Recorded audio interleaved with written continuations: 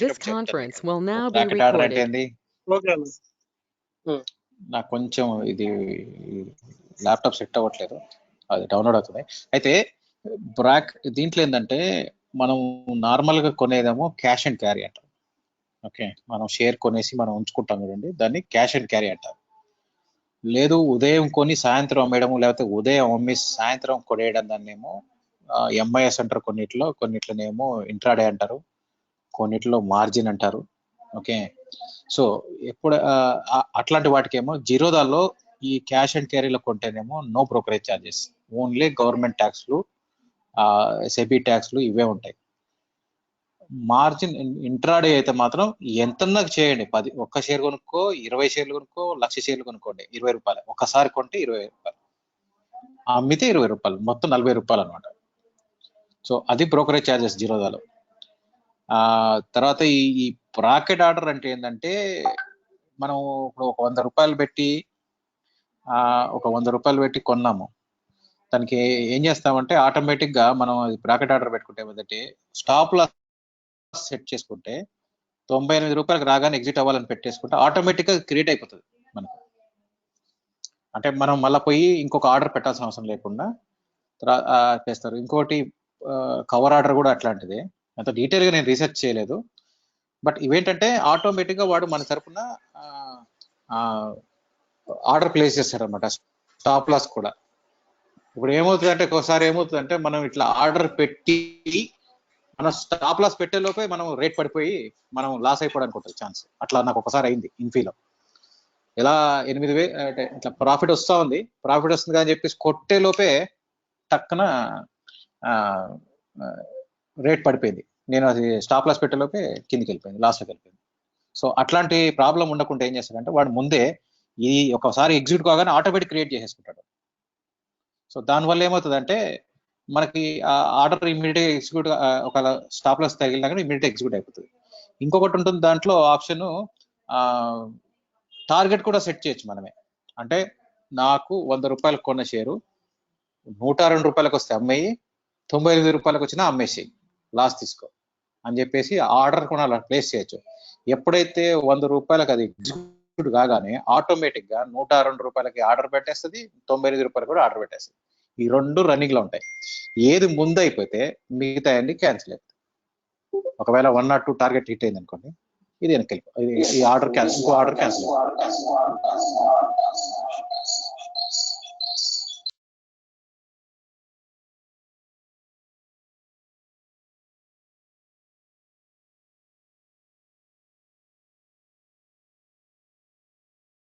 వినిపిస్తుందా?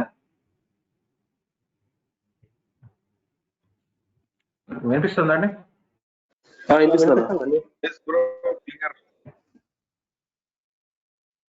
Yeah okay okay camera off చేస్తాను. Okay, now I will share my screen. నన్ను presenter చేయన్నా, ఇది వేస్తలేదు.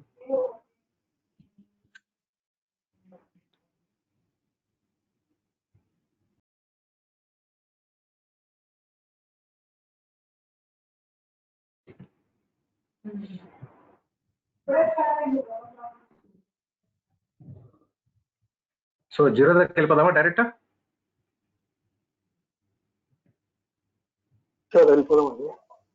ఓకే, సో జీరోదాలో ఇది మనకు మామూలుగా ఫస్ట్ వచ్చేది జీరోదా. ఇది కొన్ని అన్ని డబ్బులు అవన్నీ చూసి భయపడకండి, ఎవరికి చెప్పకండి ప్లీజ్. ఓకే, సో ఇది మన ఫస్ట్ స్క్రీన్. ఈ లెఫ్ట్ సైడ్ లో అన్ని షేర్స్ యాడ్ చేసుకుంటాం. ఎలా యాడ్ చేసుకోవాలి అంటే ఇప్పుడు నేను ఎస్బీఐ అనుకోండి, ఎస్బీఐఎన్. ఓకే, ఇది ఎన్ఎస్సిలో కానీ బిఎస్సిలో రెండిట్లో ఉంటుంది. ఇందులో కొనుక్కున్నా పెద్ద తేడా ఉండదు, జస్ట్ ఒక పైసా 2 పైసలే తేడా ఉంటుంది. ఓకే, సో ఇక్కడ ఎన్ఐసి అని కొట్టి సెలెక్ట్ చేసుకుంటే ఆటోమేటిక్గా మీకు ఇక్కడ లెఫ్ట్ సైడ్లో మొత్తం వచ్చేసింది. దీంట్లో ఇక్కడ నుంచి బై కొట్టాలంటే ఇక్కడ బై అని కొట్టాలా, ఓకే, లేదా సెల్ అయితే ఇక్కడ చెప్పచ్చు. ఇంకోటి ఇది కొడితే ఏంటంటే మనకు ఎంతకు ఓపెన్ అయింది, ఓకే, ఇక్కడ ఓపెన్ ఉంటుంది, ఎంత హైకి వెళ్ళింది, ఎంత లో ఎంత వరకు వచ్చింది. ఈరోజు చూడండి, ఈరోజు 180.25 వరకు వచ్చి పోయింది, మాక్సిమం 200 రూపీస్. ఈ 200 రూపీస్ కూడా మార్నింగ్ ఓపెన్ అవడం అయింది. ఓకే, లోయర్ సర్క్యూట్ అని చెప్పాను కదా ఇందాక, 163 రూపీస్ వస్తే ఒకవేళ మార్కెట్ ఒకే రోజులో 163 రూపీస్కి వచ్చిందంటే ఆటోమేటిక్గా ట్రేడింగ్ ఆపేస్తారు ఆ స్టాక్ మీద. అదే సేమ్ అప్పర్ సర్క్యూట్ అంటే 199.75 రూపీస్కి వస్తే ట్రేడింగ్ ఆగిపోతుంది. ఈరోజు ఉదయం చూస్తారా ఆల్మోస్ట్ 25 పైసలకు ఆగిపోయింది. 199.50 దాకా పోయి తీసుకొచ్చారు. తర్వాత ఇందులో ఏంటంటే ఏ రేట్ కొంటామనేది ఇక్కడ డిసైడ్ అవుతుంది. ఓకే, మనము ఇప్పుడు కొన్నామంటే ఇక్కడ 2 రకాలు నేను చూసారా, లైవ్ లో చూపిస్తాను, ఇక్కడ కనిపించండి. ఓకే, ఇది చూడండి, ఇది యాక్చువల్గా గోల్డ్ ఇది. ఓకే, దీంట్లో 2 రకాలు చూసారు, ఒకటి బ్లూ కలర్ ఉంది, ఒకటి రెడ్ కలర్ ఉంది. ఓకే, ఎవరైనా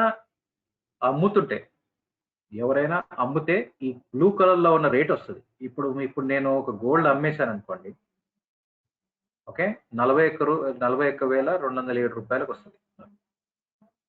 ఒకవేళ ఎవరన్నా ఇప్పుడు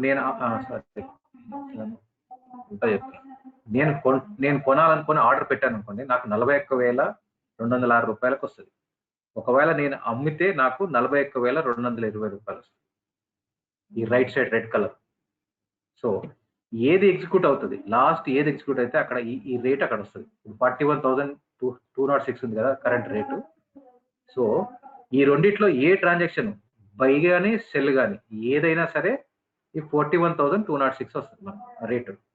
అయితే ఇక్కడ ఏంటంటే దీంట్లో తక్కువ చూపిస్తున్నాడు. మామూలుగా అయితే 20 ఆర్డర్స్ చూపిస్తాడు, 0 ఆర్డర్ 20 రేట్ల వరకు ఎంత వరకు పెట్టారనేది.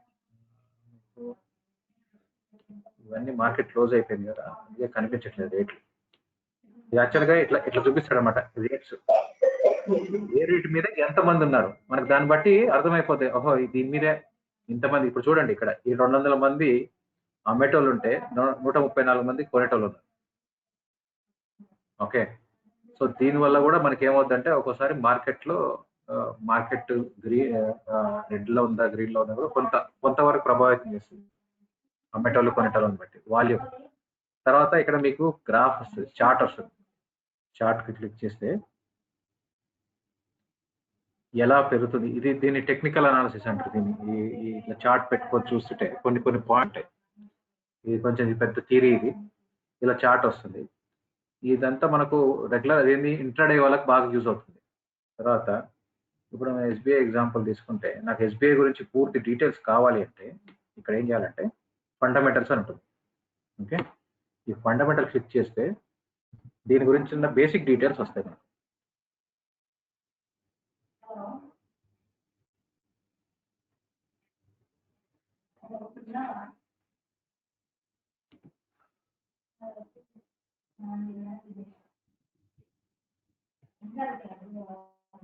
ఓకే చూడండి.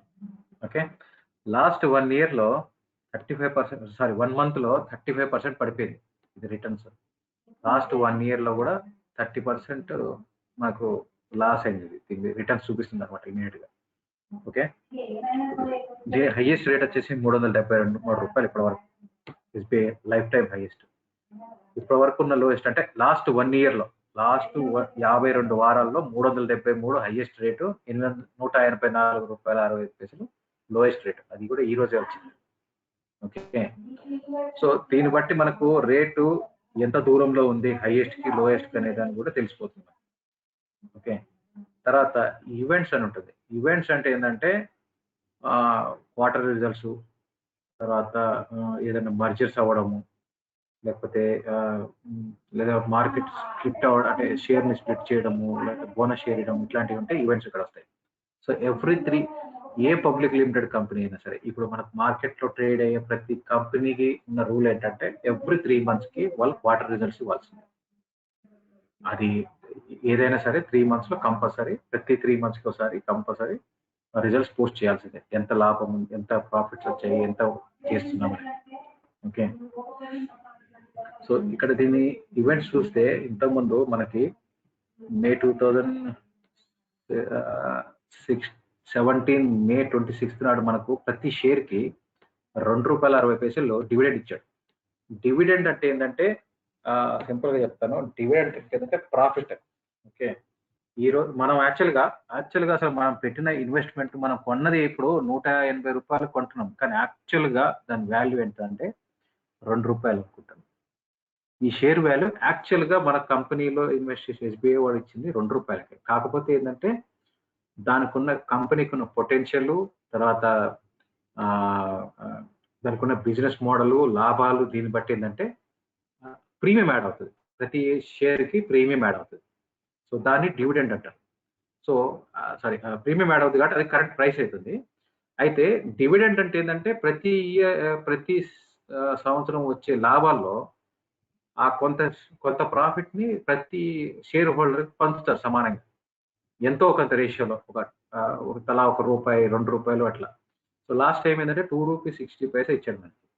అంటే ₹2 ఫేస్ వాల్యూ మీద, అంటే ₹2 ఇన్వెస్ట్మెంట్ మీద ₹2.5 ఇచ్చాడు. సో దాన్ని చూస్తే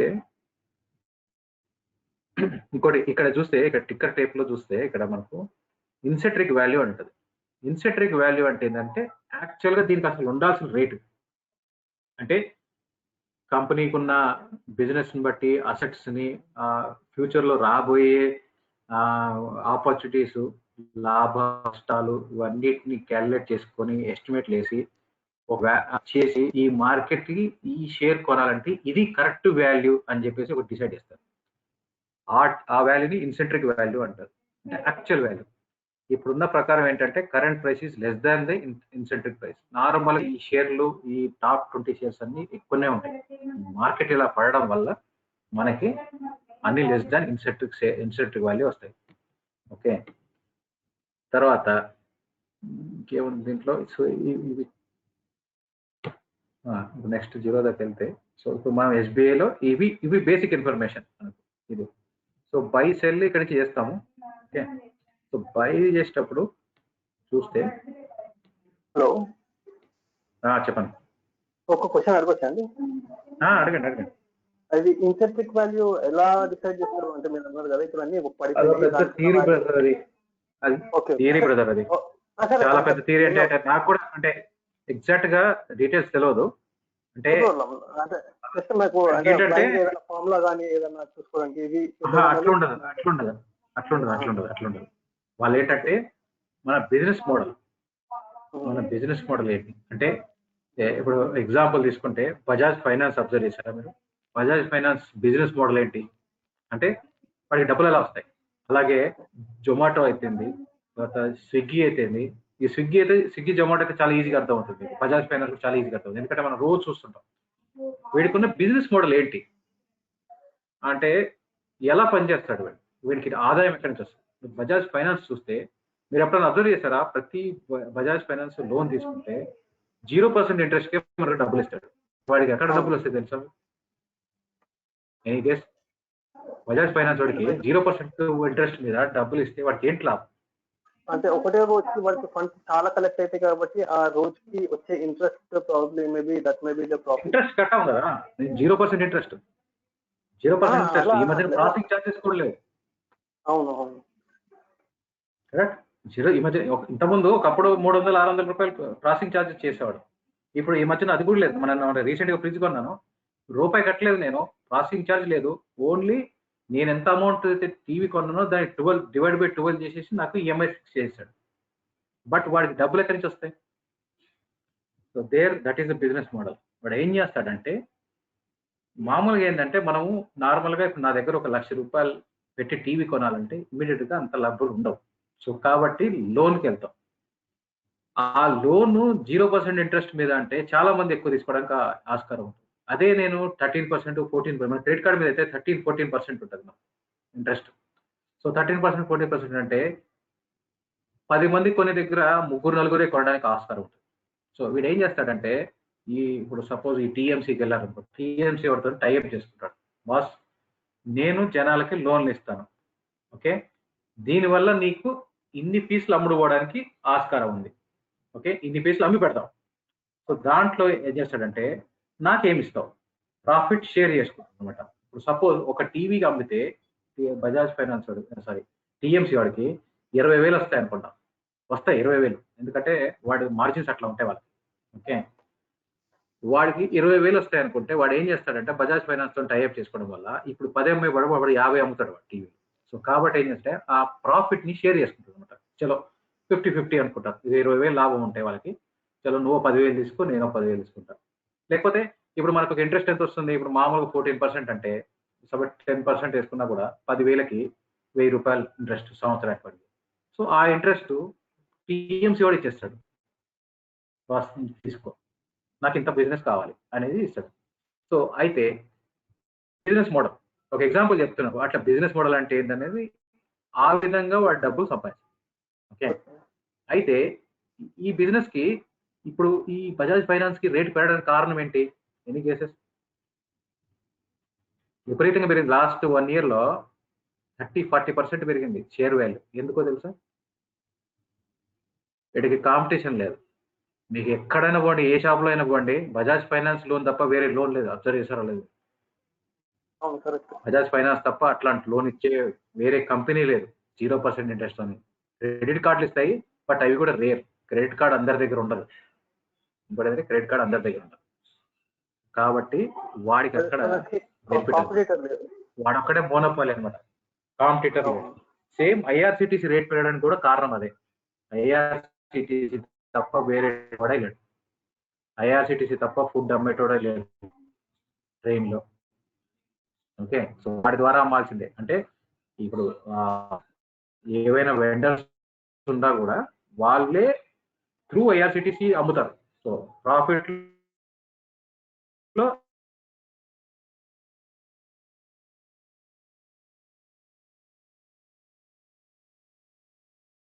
ఐఆర్సిటీసీ కూడా షేర్ వస్తుంది. సో మోనోపాలి వాడే కంపల్సరీ, వేరే రాలేదు. కాబట్టి వాడికి రేట్ అడగలే పెరుగుతుంది షేర్ వాల్యూ. ఇప్పుడు జియో, ఎయిర్టెల్, ఇప్పుడు ఐడియా ఆల్మోస్ట్ మూసే పరిస్థితి వస్తే, ఇప్పుడు ఒక జియో వస్తే వాడు ఉంటాడా లేదో తెలియదు. జియో వస్తే వాడి కాంపిటీషన్, అప్పుడు వాడు ఆడిందే ఆట పాడిందే పాట. సో ఇది బిజినెస్ మోడల్. డబ్బులు ఎలా వస్తాయి, వాడికి ఏంటి కాంపిటీషన్, యూనిక్ ప్రొడక్ట్స్ అబ్జర్వ్ చేసి మీరు మీకు వచ్చి చెప్తాను. నిహార్ అనే కొబ్బరి నూనె ఉండేది ఇంతకుముందు. నిహార్ మా చిన్నప్పుడు పెద్దగా రాలేదు కానీ, బట్ ఒక టైంలో పారాషూట్ కి నిహార్ ఆయిల్ విపరీతమైన కాంపిటీషన్ ఉండేది. Marico industries and Hindustan Lever. ఇప్పుడు హిందుస్థాన్ యూనిలీవర్, అప్పుడు హిందుస్థాన్. వాళ్ళిద్దరు కాంపిటీషన్ లో ఎంత పోయిందంటే లాస్ట్ ఆఖరికి ఏంటంటే ఆ కాంపిటీషన్ తట్టుకోలేక హిందుస్థాన్ లీవర్ వాడు ఆ నిహార్ ను కూడా మారికో ఇండస్ట్రీస్ కి అమ్మేశాడు. సో అక్కడ ఏమైంది, మీకు కొబ్బరి నూనె అంటే మనకు మ్యారేజ్ తప్ప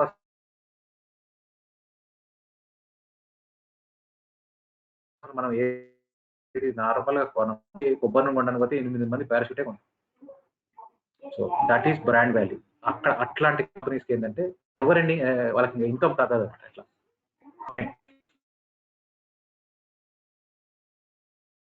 సో ఇన్సెంట్రిక్ వాల్యూ క్యాలిక్యులేట్ చేసేటప్పుడు ఏంటంటే ఇట్లాంటి బిజినెస్ ఎక్కడి నుంచి వస్తుంది, దాని ఎంత బిజినెస్ వస్తుంది, ఎంత పొటెన్షియల్ ఉంది, ఎంత అంటే దానికి తగ్గట్టు దీనికి మనకు షేర్ వాల్యూ ఎంత పెట్టచ్చు. ఇప్పుడు ఇప్పుడు నాగోల్లో ఒక ల్యాండ్ ఉంది, కుటుంబంలో ల్యాండ్ ఉంది. మనం ఒక అంచనా వేస్తాం ఎంత కొనచ్చు, 2,000 చెప్తారు. ఒక ఎస్టిమేషన్ ఏంటంటే 4,000 రూపాయలు అంటాడు. అన్న 4,000 కన్నా చాలా ఎక్కువ రేటు, 3,000 ఇస్తే ఎక్కువ అంటాడు. సో ఒక్కొక్కరు ఏంటంటే క్యాలిక్యులేషన్ చేసే విధానం ఎలా క్యాలిక్యులేట్ చేస్తాం. ఇప్పుడు ఈ టిక్కర్ టేప్ అనేటోడు పుట్టింది కూడా ఇన్సెంట్రిక్ వాల్యూ అని చెప్పలేము. ఎందుకంటే వాడి మెథడాలజీతో క్యాలిక్యులేట్ చేస్తున్నాడు. వాడు ఐడెంటిఫై చేసుకున్న మెథడాలజీ ప్రకారం ఎస్టిమేట్ చేసి చెప్తారు. ఒక్కొక్కడు ఒక్కో తిరిగా ఐడెంటిఫై చేస్తారు. ఓకే, సో అది ఇన్సెంట్రిక్ వాల్యూ అట్లా క్యాలిక్యులేట్ చేస్తారు అనమాట. అంటే ఇప్పుడు మనం ఒక ఏరియాలో ల్యాండ్ కొనాలంటే అది ఇప్పుడు మనకు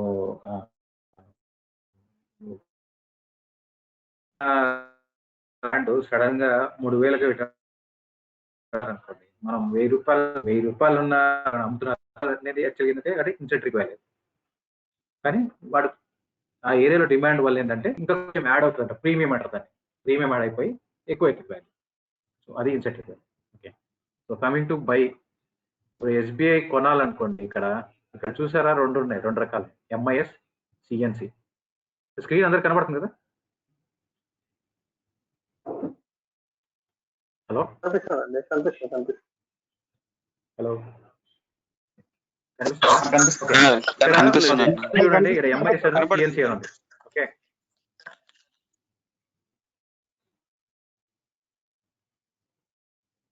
కనబడుతుందా కనబడతలేదా? కనిపిస్తుంది అన్న. కనిపిస్తుంది. సిఎన్సి ఇక్కడ చూసారా, ఎంఐఎస్. ఓకే, క్యాష్ ఉంటేనే కొంటాం, క్యాష్ అండ్ క్యారీ మనకి. ఓకే,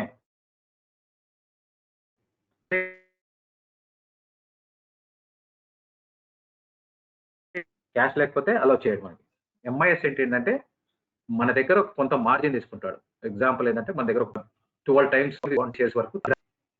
ఓకే, తీసుకోడు, అవన్నీ పట్టించుకోడు. కాకపోతే ప్రతి ట్రాన్సాక్షన్ మాత్రం 20 రూపాయలు ఫిక్స్డ్, 0 అయితే. వేరే వాటిలో అయితే ఏంటంటే పర్ క్రోర్ కి ఎంత అనేది ఛార్జెస్ ఉంటాయి. నేను ఇంకొక అకౌంట్ వాడతాను, బీఆర్టీ అని. దాంట్లో నాకు వచ్చిన ఆఫర్ ఏంటంటే 1 కోటి రూపాయలు ట్రాన్సాక్షన్ చేస్తే 500 రూపాయలు బ్రోకరేజ్ తీసుకుంటాను. 0 మాత్రం ఓన్లీ 20 రూపీస్. ఎంత టర్న్ ఓవర్ తీసుకోండి, 10,000 షేర్లు కొనుక్కోండి, 20,000 షేర్లు కొనుక్కోండి, 1,00,000 షేర్లు కొనుక్కోండి, ఒకసారి అంటే ఒక ఆర్డర్ లో 20 రూపాయలు తీసుకుంటాం. అది ఎంఐఎస్ కి. క్యాష్ అండ్ క్యారీకి no brokerage, 0 brokerage, only government access. తర్వాత ఈ రెండిట్లో మనం సెలెక్ట్ చేసుకోవాలి.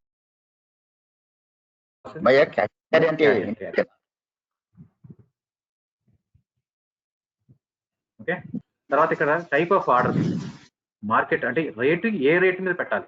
ఓకే, మార్కెట్ పెట్టామనుకోండి, ఆ రేట్కి ఇక్కడ కొనేస్తుంది మనకు. అంటే మార్కెట్ లో ఇప్పుడు ఎంత ఉంది, ఇప్పుడు 180 మార్కెట్ అంటే ఏంటంటే 81.60 ఉంది చూసారా ఎస్బీఐ. సో ఆ రేట్ వచ్చేస్తుంది. కొంచెం పైన కానీ వస్తుంది అనుకుంటే వస్తుంది. అంటే మన ఆర్డర్ మార్కెట్కి వెళ్ళే టైంకి ఏ ప్రైస్ ఉంటే ఆ ప్రైస్ ఎగ్జిక్యూట్ అయిపోతుంది. అయితే అక్కడ ఎవరైనా కొనేటోళ్ళు ఉండాలి, సారీ అమ్మేటోళ్ళు ఉండాలి మనకు అదే ప్రైస్కి. లిమిట్ లేదు, నాకు ఓన్లీ నేను 190 రూపాయలకు వస్తేనే కొంటా అని పెట్టుకున్నాను అనుకోండి. ఓకే, 190 రూపాయలకి వస్తేనే కొనుక్కున్నప్పుడు లిమిట్ సెలెక్ట్ చేసుకొని ఇక్కడ ప్రైస్ ఎంటర్ చేయాలి. ఓకే, స్టాప్ లాస్ అనేది స్టాక్ మార్కెట్ లో మామూలుగా మనం కొనే వాళ్ళకి, అకేషన్ కొనే వాళ్ళకి అవసరం లేదు. బట్ ట్రేడింగ్ చేసే వాళ్ళకి ఏంటంటే స్టాప్ లాస్ అనేది ఏంటంటే నేను నష్టాన్ని ఎంతవరకు భరించగలను. ఓకే, ఆ నష్టాన్ని లిమిట్ చేయడానికి స్టాప్ లాస్ అని పెడతాం. సపోజ్ 100 రూపాయలకు కొన్నాం షేరు, మనం దాని ఎక్స్పెక్టేషన్ ఏంటంటే 20 రూపాయలు పోతుంది. కానీ ఏమైంది, రివర్స్ అవుతుంది. సడన్ గా మార్కెట్ పడడం స్టార్ట్ అయింది. సో అప్పుడు ఏం చెప్తాం అంటే నాకు 2 రూపాయలు లాస్ వచ్చినప్పుడు అమ్మేసేయమని చెప్తాం. అప్పుడు స్టాప్ లాస్ అని పెట్టాలి. ఈ స్టాప్ ఏ రేట్ వచ్చినప్పుడు మార్కెట్ కి వెళ్ళాలన్నమాట. అంటే ట్రిగ్గర్ ప్రైస్ అంటే ఏంటంటే మార్కెట్ కి, అంటే ఎక్స్చేంజ్ కి ఏ రేట్ వచ్చినప్పుడు ఈ ట్రాన్సాక్షన్ ని మార్కెట్ కి పంపించాలి అనేది డిసైడ్ చేయడానికి ట్రిగ్గర్ ప్రైస్ తీసుకుంటారు. ఏ ట్రేడ్ ఆ టైంకి ఏ రేట్ మీద అమ్మాలి, అంటే ఇది ట్రిగ్గర్ అయినాక ఏ రేట్కి అమ్మాలి. 190 రూపీస్, నేను 181.6 వచ్చినప్పుడు ట్రిగ్గర్ చేయమని చెప్తాను. బట్ అమ్మడం మాత్రం 180కి అమ్మని చెప్తాం. ఓకే, లేదు ట్రిగ్గర్ అయిపోయినాక నాకు డైరెక్ట్ మార్కెట్లో ఎంతకో అంతకు అమ్మేసేయాలనుకుంటే ఏంటంటే 181.6 రూపీస్కి పెడతాను ట్రిగ్గర్ ప్రైస్. ఈ రేట్ రాగానే యాక్టివ్ అయిపోతుంది, ఈ కాల్ బై యాక్టివ్ అయిపోయి మార్కెట్లో ఏ రేట్ ఉంటే ఆ రేట్ కొనేస్తుంది. స్ట్రెస్ ఇది మనకు అవసరం లేదు. Okay, limit. ఓకే, సో ఇప్పుడు ఏంటంటే ఒక్కోసారి ఏమవుతుందంటే మార్కెట్ పెరుగుతున్నప్పుడు మనం ఒక్కోసారి ఏమంటే మనకు 190 రూపీస్కి వస్తేనే కొంటాము, అంతకంటే ఎక్కువ పోతే లైట్ తీసుకుందాం అనుకోండి. అప్పుడు ఏం చేయాలంటే లిమిట్ ఆర్డర్ పెట్టేసి లిమిట్ ఇక్కడ 190 అని పెట్టేసి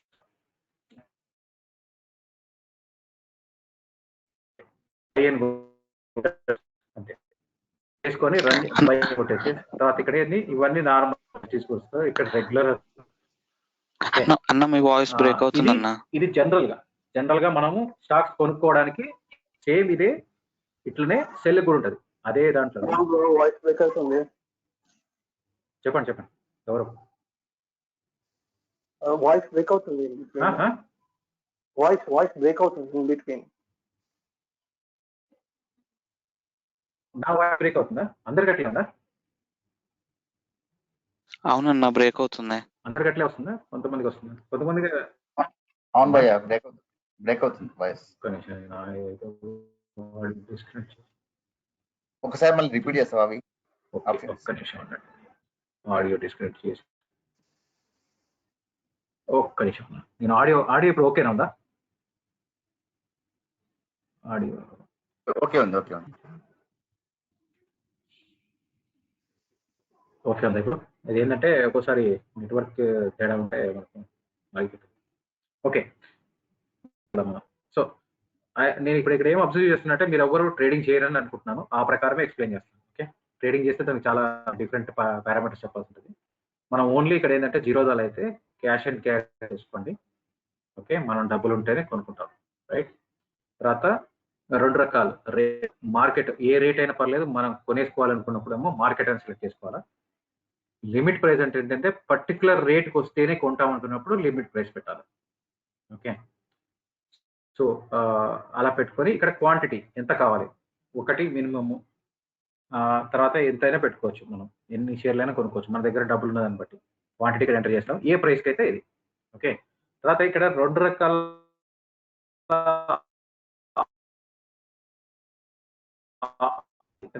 రకాల ఆప్షన్స్ ఉన్నాయి. ఓకే, దీంట్లో రెగ్యులరు,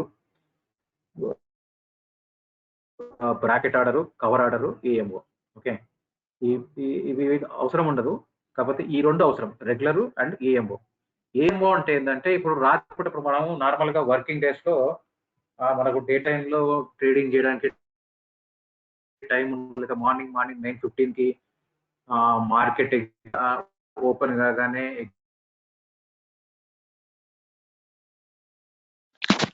అన్న వాయిస్ చాలా బ్రేక్ అవుతుంది అన్న.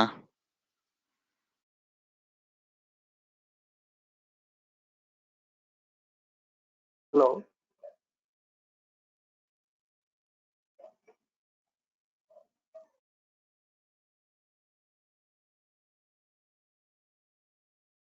కానీ ఆ టైంలో మనకు లాక్డౌన్ ఏం చేస్తామంటే నార్మల్గా నైట్ ఏం చేయాలంటే అవ్వాలి, కుదరదు.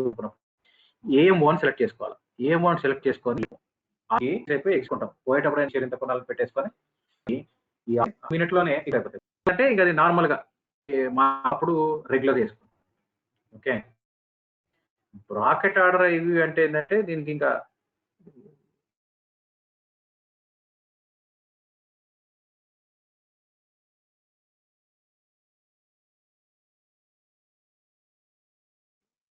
ఇది ఓపెన్ అయితే లేదు, ఎందుకంటే మార్కెట్ ఆర్డర్ కవర్ ఆర్డర్స్ ని బ్లాక్ చేశాడు జీరోదా వాడు ఈ 2 రోజులు.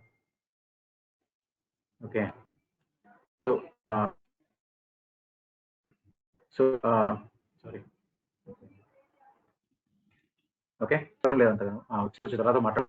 కవర్ ఆర్డర్ బ్రాకెట్ ఆర్డర్ ఏంటంటే ఒకవేళ నాకు అది 178 రూపాయలకు వస్తే, ఓకే, నేను ఎగ్జిట్ అయిపోవాలి, అంటే నా అంతకంటే లాస్ వెళ్ళకూడదు. ఒకవేళ 190 రూపాయలకు వస్తే నాకు సెల్ అయిపోయి నేను ప్రాఫిట్ తీసేసుకోవాలి. ఇది బ్రాకెట్ ఆర్డర్లో ఉన్న కాన్సెప్ట్. ఇది ఇంట్రాడే కోసం. చూడండి ఇక్కడ ఆటోమేటిక్ గా ఎంఐ చూసారా, ఇక్కడ ఇది ఓన్లీ ఇంట్రాడేకే పనిచేస్తుంది. 180 రూపాయలకు వెళ్ళిపోయింది అమ్ముకొని 178కి వచ్చినా లేకపోతే 190కి వచ్చినా కానీ ఎగ్జిట్ చేస్తాం. అడ్వాంటేజ్ ఏంటంటే మనము ఒక్కోసారి ఏమైందంటే ఇట్లా ఆర్డర్ ప్లేస్ చేసి ఆర్డర్ ఎగ్జిక్యూట్ అయ్యి మళ్ళీ మనము దానికి స్టాప్ లాస్ పెట్టే లోపే ఒక్కోసారి. ఓకే, సో అట్లాంటి సిచ్యువేషన్ వచ్చినప్పుడు ఏంటంటే మనము ఆ స్పీడ్ బ్లాక్ చేసుకోవడానికి ఏంటంటే ఒకటేసారి ఆర్డర్ పెట్టుకోవచ్చు. ఇక్కడ ట్రైలింగ్ స్టాప్ లాస్ అని ఉంటుంది. ట్రైలింగ్ స్టాప్ లాస్ అంటే ఏంటంటే ఇది ఇంతకుముందు ఒకసారి పెట్టాను. అంటే ఇప్పుడు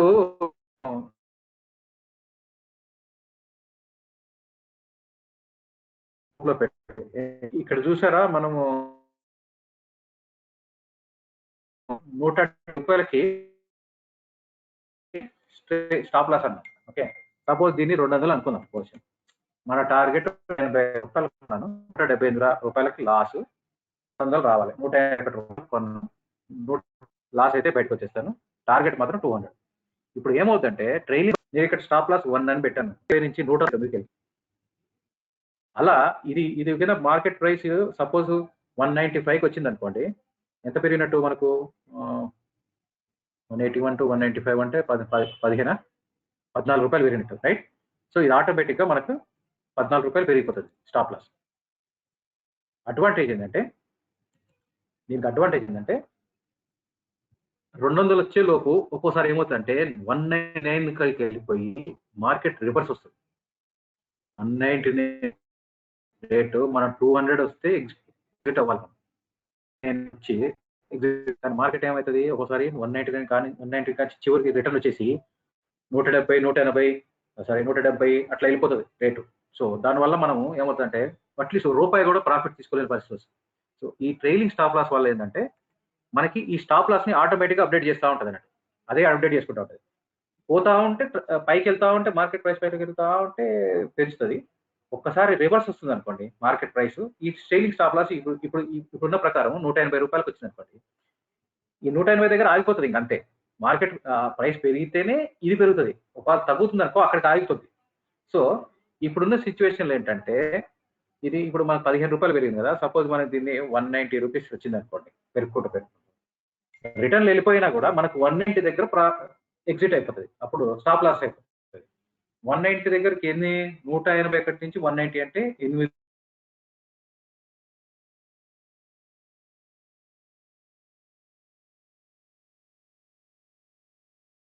రూపాయలు 8.5 రూపాయలు ప్రాఫిట్.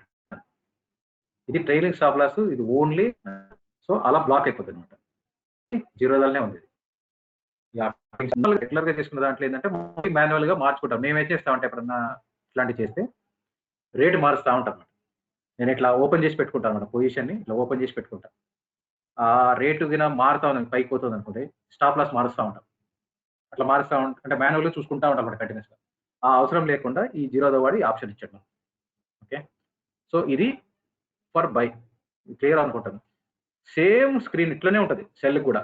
రివర్స్లో మనం సెల్ 195 చేసాము, స్టాప్ లాస్ ఈ టార్గెట్ కూడా ఇంతే. స్టాప్ లాస్ ఏంటి, అప్పుడు సెల్ అంటే స్టాప్ లాస్ మనం సెల్ చేసిన దానికంటే పైన ఉంటుంది రేటు. 195 సెల్ అంటే ఇది మనం ఏం చేయాలి, 200 రూపీస్ స్టాప్ లాస్, టార్గెట్ వచ్చేసి 180 రూపీస్. ఓకే, రివర్స్లో ఉంటుంది. మనం అమ్మిన రేటుకి కానీ అమ్మిన రేటు కంటే రేటు కిందికి పోతేనే మనకు ప్రాఫిట్ వస్తుంది సెల్ కొట్టినప్పుడు. పైకి రివర్స్ పోయిందంటే మనకు లాస్ వస్తుంటుంది. సో రెగ్యులర్ అనుకోండి, మనకు ఆల్రెడీ మన దగ్గర ఉన్న షేర్లను మాత్రమే అమ్ముకోగలం. ఇక్కడ సిఎన్సి పెట్టేసి ఒకవేళ మన దగ్గర ఉన్న షేర్స్ అమ్ముకోవాలంటే క్యాష్ అండ్ క్యారీ పెట్టుకొని క్వాంటిటీ చేసి ఏ ప్రైస్కి అమ్మాలో లేదా మార్కెట్కి అమ్మాలో సెలెక్ట్ చేసుకుంటే మీకు సెల్ అయిపోతుంది. ఇది బై సెల్ చేయడం. ఓకే, సో ఎక్కువ కన్ఫ్యూజ్ కాకండి. బేసిక్గా క్యాష్ అండ్ క్యారీ సెలెక్ట్ చేసుకోండి, మార్కెట్ ప్రైస్ సెలెక్ట్ చేసుకోండి, క్వాంటిటీ పెట్టండి, సబ్మిట్ కొట్టేసింది. ఎన్ని షేర్లు కొంటాం అనేది మీరు క్యాలిక్యులేషన్ చేసుకోవాలి. 180 రూపాయలు, సపోజ్ మీ దగ్గర 1000 రూపాయలు అనుకోండి, 180 రూపాయలకి ఒక షేర్ అంటే ఎన్ని వస్తాయి క్యాలిక్యులేట్ చేసేసుకొని ఆ ప్రకారం మనం ఆర్డర్ ప్లేస్ చేసుకోవాలి 1000 రూపాయలు. సో అది బై సెల్ చేయడం. ఓకే, ఒకసారి బై చేసినాక మనకి ఇక్కడ పొజిషన్స్లో కనిపిస్తాయి, ఇలా కనిపిస్తాయి. ఓకే, ఈరోజు నేను కొన్న షేర్స్ ఇవి, నాకు అన్ని లాసే ఈరోజు. అంటే నేను 2222 రూపాయలకు కొంటే అది ఇప్పుడు 2137 రూపాయలకే వచ్చింది, తగ్గిపోయింది. అంటే 125 రూపీస్ లాస్. అంటే నేను కొనకపోయింటే ఈ రేటు కొనగలిగేటోండి. ఎప్పుడైనా సెల్ చేసినప్పుడు మార్కెట్ ప్రైస్ పైకి పోతే ప్రాఫిట్ కింద చూపిస్తుంది. అంటే నువ్వు ఈ రేటుకి అమ్మడం వల్ల నీకు ఇంత ప్రాఫిట్ అయింది అనేది చూపిస్తుంది. ఇప్పుడు ఈ రేటుకి ఇప్పుడు 2262 రూపీస్కి అమ్మడం వల్ల నాకు 125 రూపాయలు లాస్ అయింది. అంటే నేను వెయిట్ చేసి ఉంటే 2137 రూపాయలకే కొనగలిగేటోండి. సో అలా ఉంటుంది. ఇక్కడేమో రివర్స్ అయింది, ఇక్కడేమో సెల్ చేశాను కానీ ఏమైంది, మార్కెట్ రేట్ పెరిగిపోయింది బాగా. ఓకే, సో అంటే ఏంది, మనము ప్రాఫిట్ తీసేసుకున్నాం అంటే మనకి ఇప్పుడు రివర్స్ వచ్చింది, పై కొట్టాను, సారీ ఇది పై కొట్టాను, 95 రూపీస్కి పై కొట్టాను.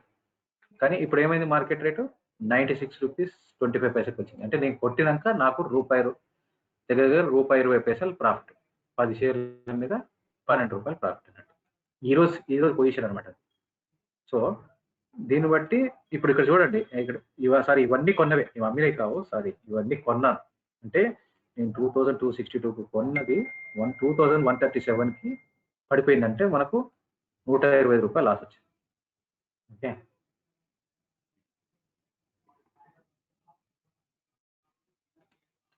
ఓకే. సో అది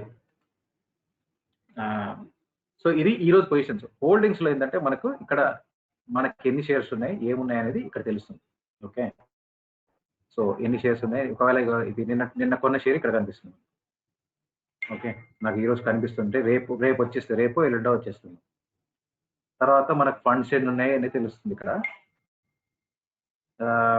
ఇంకా దీంట్లో బేసిక్గా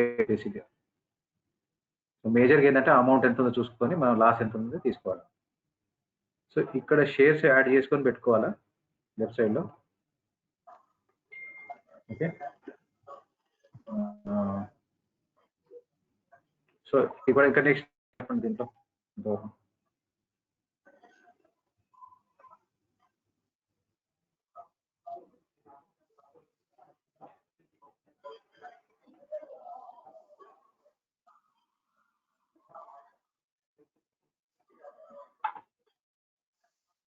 విజేందర్ గారు ఒక డౌట్ అడగొచ్చా? చెప్పండి, అడగన్నా. ఓకే, ఏం లేదు నేను ఒకటి విన్నాను, అంటే నాకు ఎలా చేయాలో తెలియదు. కాకపోతే లాస్ కూడా మనం ప్రాఫిట్ చేసుకోవచ్చు అని విన్నాను. ఎట్లా అంటే లైక్ లాస్ అవుతుంది అంటే మనకి అది కూడా ప్రాఫిట్ తీసుకొస్తుంది, అంటే నెగిటివ్ వే అంట. ఎలా తీసుకొస్తుందో నేను అంత ఎగ్జాక్ట్ గా నాకు తెలియదు, ఐడియా లేదు. జస్ట్ మీకు తెలిసేమో తెలుసుకుందామని అనుకుంటున్నాను. లాస్ లో కూడా మనం టార్గెట్ పెట్టి ప్రాఫిట్స్ తీసుకోవచ్చు అంట. నేను ఇంత లాస్ అయితే నాకు అది ప్రాఫిట్ లాగా వస్తుంది అంట. ఎట్లనో అది తెలియదు, అంటే లిమిట్స్ పెట్టుకొని తీసుకోవాలో ఎటో మరి.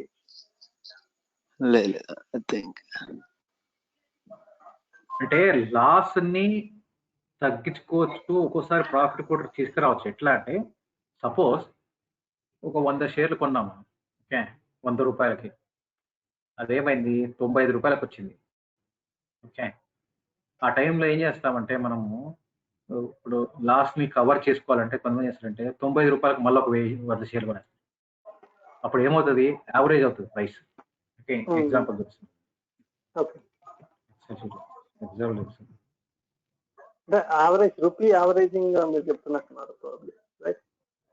అంతే యావరేజ్ చేస్తేనే మరి అది యావరేజ్ చేస్తే ఏమవుతుందంటే ఇప్పుడు సపోజ్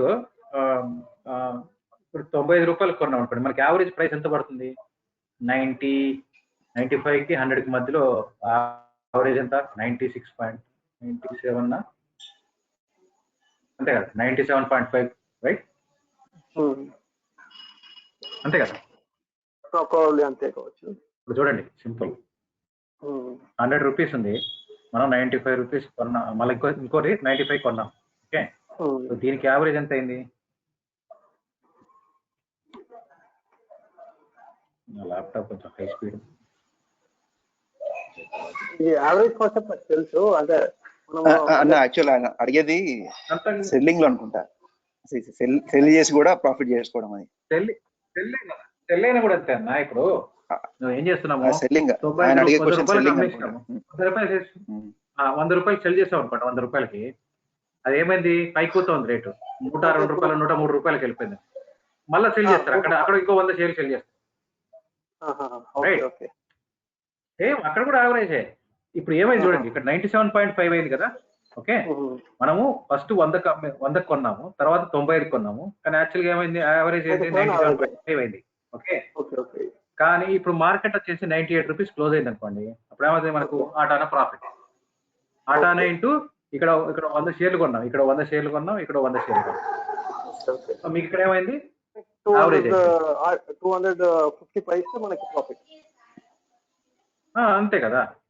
దానివల్ల ఏమైతుంది, మనకు లాస్ తగ్గిపోయింది. మీకు బేసిక్గా లాభం రాకుండా కూడా ఇప్పుడు 97.5కి వచ్చింది అనుకోండి బహుశా, అప్పుడు no loss no gain. So అట్లా చేస్తారు ఒక్కోసారి ఏమవుతుందంటే ఇది బాగా ఇప్పుడు ఇక్కడ ఏం చేస్తారంటే 95 దగ్గర 200 షేర్స్ కొంటారు. ఓకే, 200 షేర్స్ కొన్నప్పుడు ఏమవుతుంది మీకు 300 షేర్స్ మీద 97.5 వచ్చింది అనుకోండి. అంటే ఏమవుతుంది మనకు 300 × 2 రూపీస్ 50 పైసా. సారీ, యావరేజ్ ఎంత అయింది ఇప్పుడు మనకు? కనీసం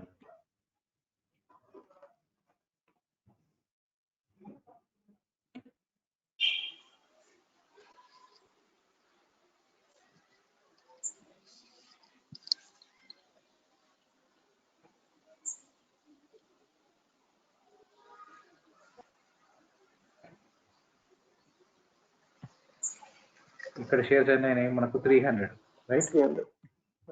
సో 29 / 300 అంటే 96.6 రూపీస్ అయింది. ఇదే నేను 400 చేశాను అనుకోండి, ఇంకా 94 or 93 వస్తుంది, 96 వచ్చేసింది. ఓకే, అప్పుడు 97.5 అంటే మనకు ఎంత అయింది? రూపాయి ప్రాఫిట్. రూపాయి ప్రాఫిట్ ఎంత మీద? 500 మీద ఇంటూ 1.5 అంటే 750 రూపాయలు లాభం. సో యాక్చువల్గా అయితే ఫస్ట్ చేసుకున్న ట్రాన్సాక్షన్ మీద మనకు లాస్, యాక్చువల్గా 200 రూపాయలు లాస్ మనకి. ఓకే, కాకపోతే ఏమో తెలుసా, మన టైం బాగాలేకపోతే ఇది ఇక్కడికి వచ్చినాక కూడా 93 రూపీస్ క్లోజ్ అయిపోయింది అనుకోండి, లేదా 95 రూపీస్ క్లోజ్ అయినా కూడా మీరు లాస్, రూపాయి లాస్. సో ఇది కూడా ఏంటంటే ఒక సర్టన్ లెవెల్ వరకే మనకు కవర్ చేస్తుంది. అంటే 95కి వచ్చినప్పుడు మనం 400 కొన్నాక మళ్ళీ పైకి పోయింది అనుకోండి, ప్రాఫిట్ అయింది. 95 నుంచి ఒక పైసా కిందకి పోయినా కానీ మొత్తం లాసే. 400 షేర్ల మీద 500 షేర్ల మీద లాసే వస్తుంది. సో అట్లా కవరేజ్ చేస్తారు. ఇది ఏంటంటే ఇంట్రాడే వాళ్ళు చేసుకుంటారు. ఇప్పుడు ఎవరంటే ఇప్పుడు ఉన్నారు సార్, రాకేష్ జుంజున్వాలా అంటే వీళ్ళు పెద్ద ట్రేడర్స్ ఉంటారు. ఏంటంటే ఒక షేర్లని కొన్ని సంవత్సరాలు ఉంచుకుంటారు వాళ్ళు. ఇప్పుడు రాకేష్ జుంజున్వాలా టైటన్ షేర్ ని ఆయన ఫేవరెట్ స్టాక్ అంటారు. కొన్ని వేల కోట్లు ఇన్వెస్ట్ చేసి పెట్టాడు. మార్కెట్ రేట్ పడిపోతే వదులుతారు ఆయన, దానికి ఏదో ఒకటి చేస్తారు వాళ్ళు. మళ్ళీ షేర్లు అమ్మడము, కొనడము, మార్కెట్ బాగా పెరిగినప్పుడు అమ్మేసుకొని తర్వాత పడ్డప్పుడు కొనుక్కోవడము, అట్లాంటివి చేస్తుంటారు వాళ్ళు. హెడ్జింగ్ అంటారు దాన్ని, దాని బదులు హెడ్జింగ్ అంటారు వాళ్ళు. సో ఒకవేళ ఇట్లా ప్రాఫిట్ కావాలంటే ఇట్లా చేసుకోవాలి, తగ్గించి వేరే దారి లేదు. అట్లా. ఇంకా ఏమైనా క్వశ్చన్స్? ఇంకా జీరోదా మీద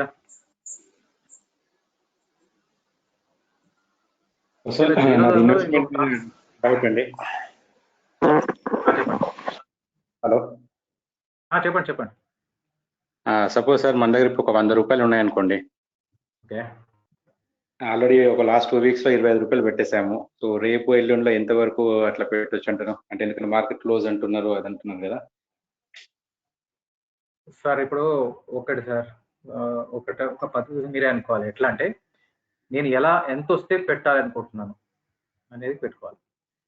అంటే మామూలుగా ఏం చేస్తాం అంటే నా ట్రైనింగ్ లో వచ్చింది ఏంటంటే, కాకలైనా ఇప్పుడు ఇప్పుడు సపోజ్ నేను SBIలో కొన్నాను,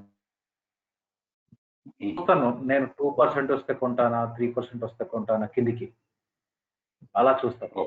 యాక్చువల్గా ఏంటంటే నేను ట్రైనింగ్ తీసుకున్నా, నాకు పెయిడ్ సర్వీస్ ఉంది ఒకటి. వాడు చెప్పేది ఏంటంటే ఒక రేట్ తీసుకుంటే దాని నుంచి 2% 3% పడితే ఇంకొక షేర్, మళ్ళా ఇంకో 2% పడదనుకో, అక్కడి నుంచి కూడా 2% పడితే 2 షేర్లు కొనుక్కో, ఇంకా 2% పడదనుకో 4 షేర్లు కొనుక్కో.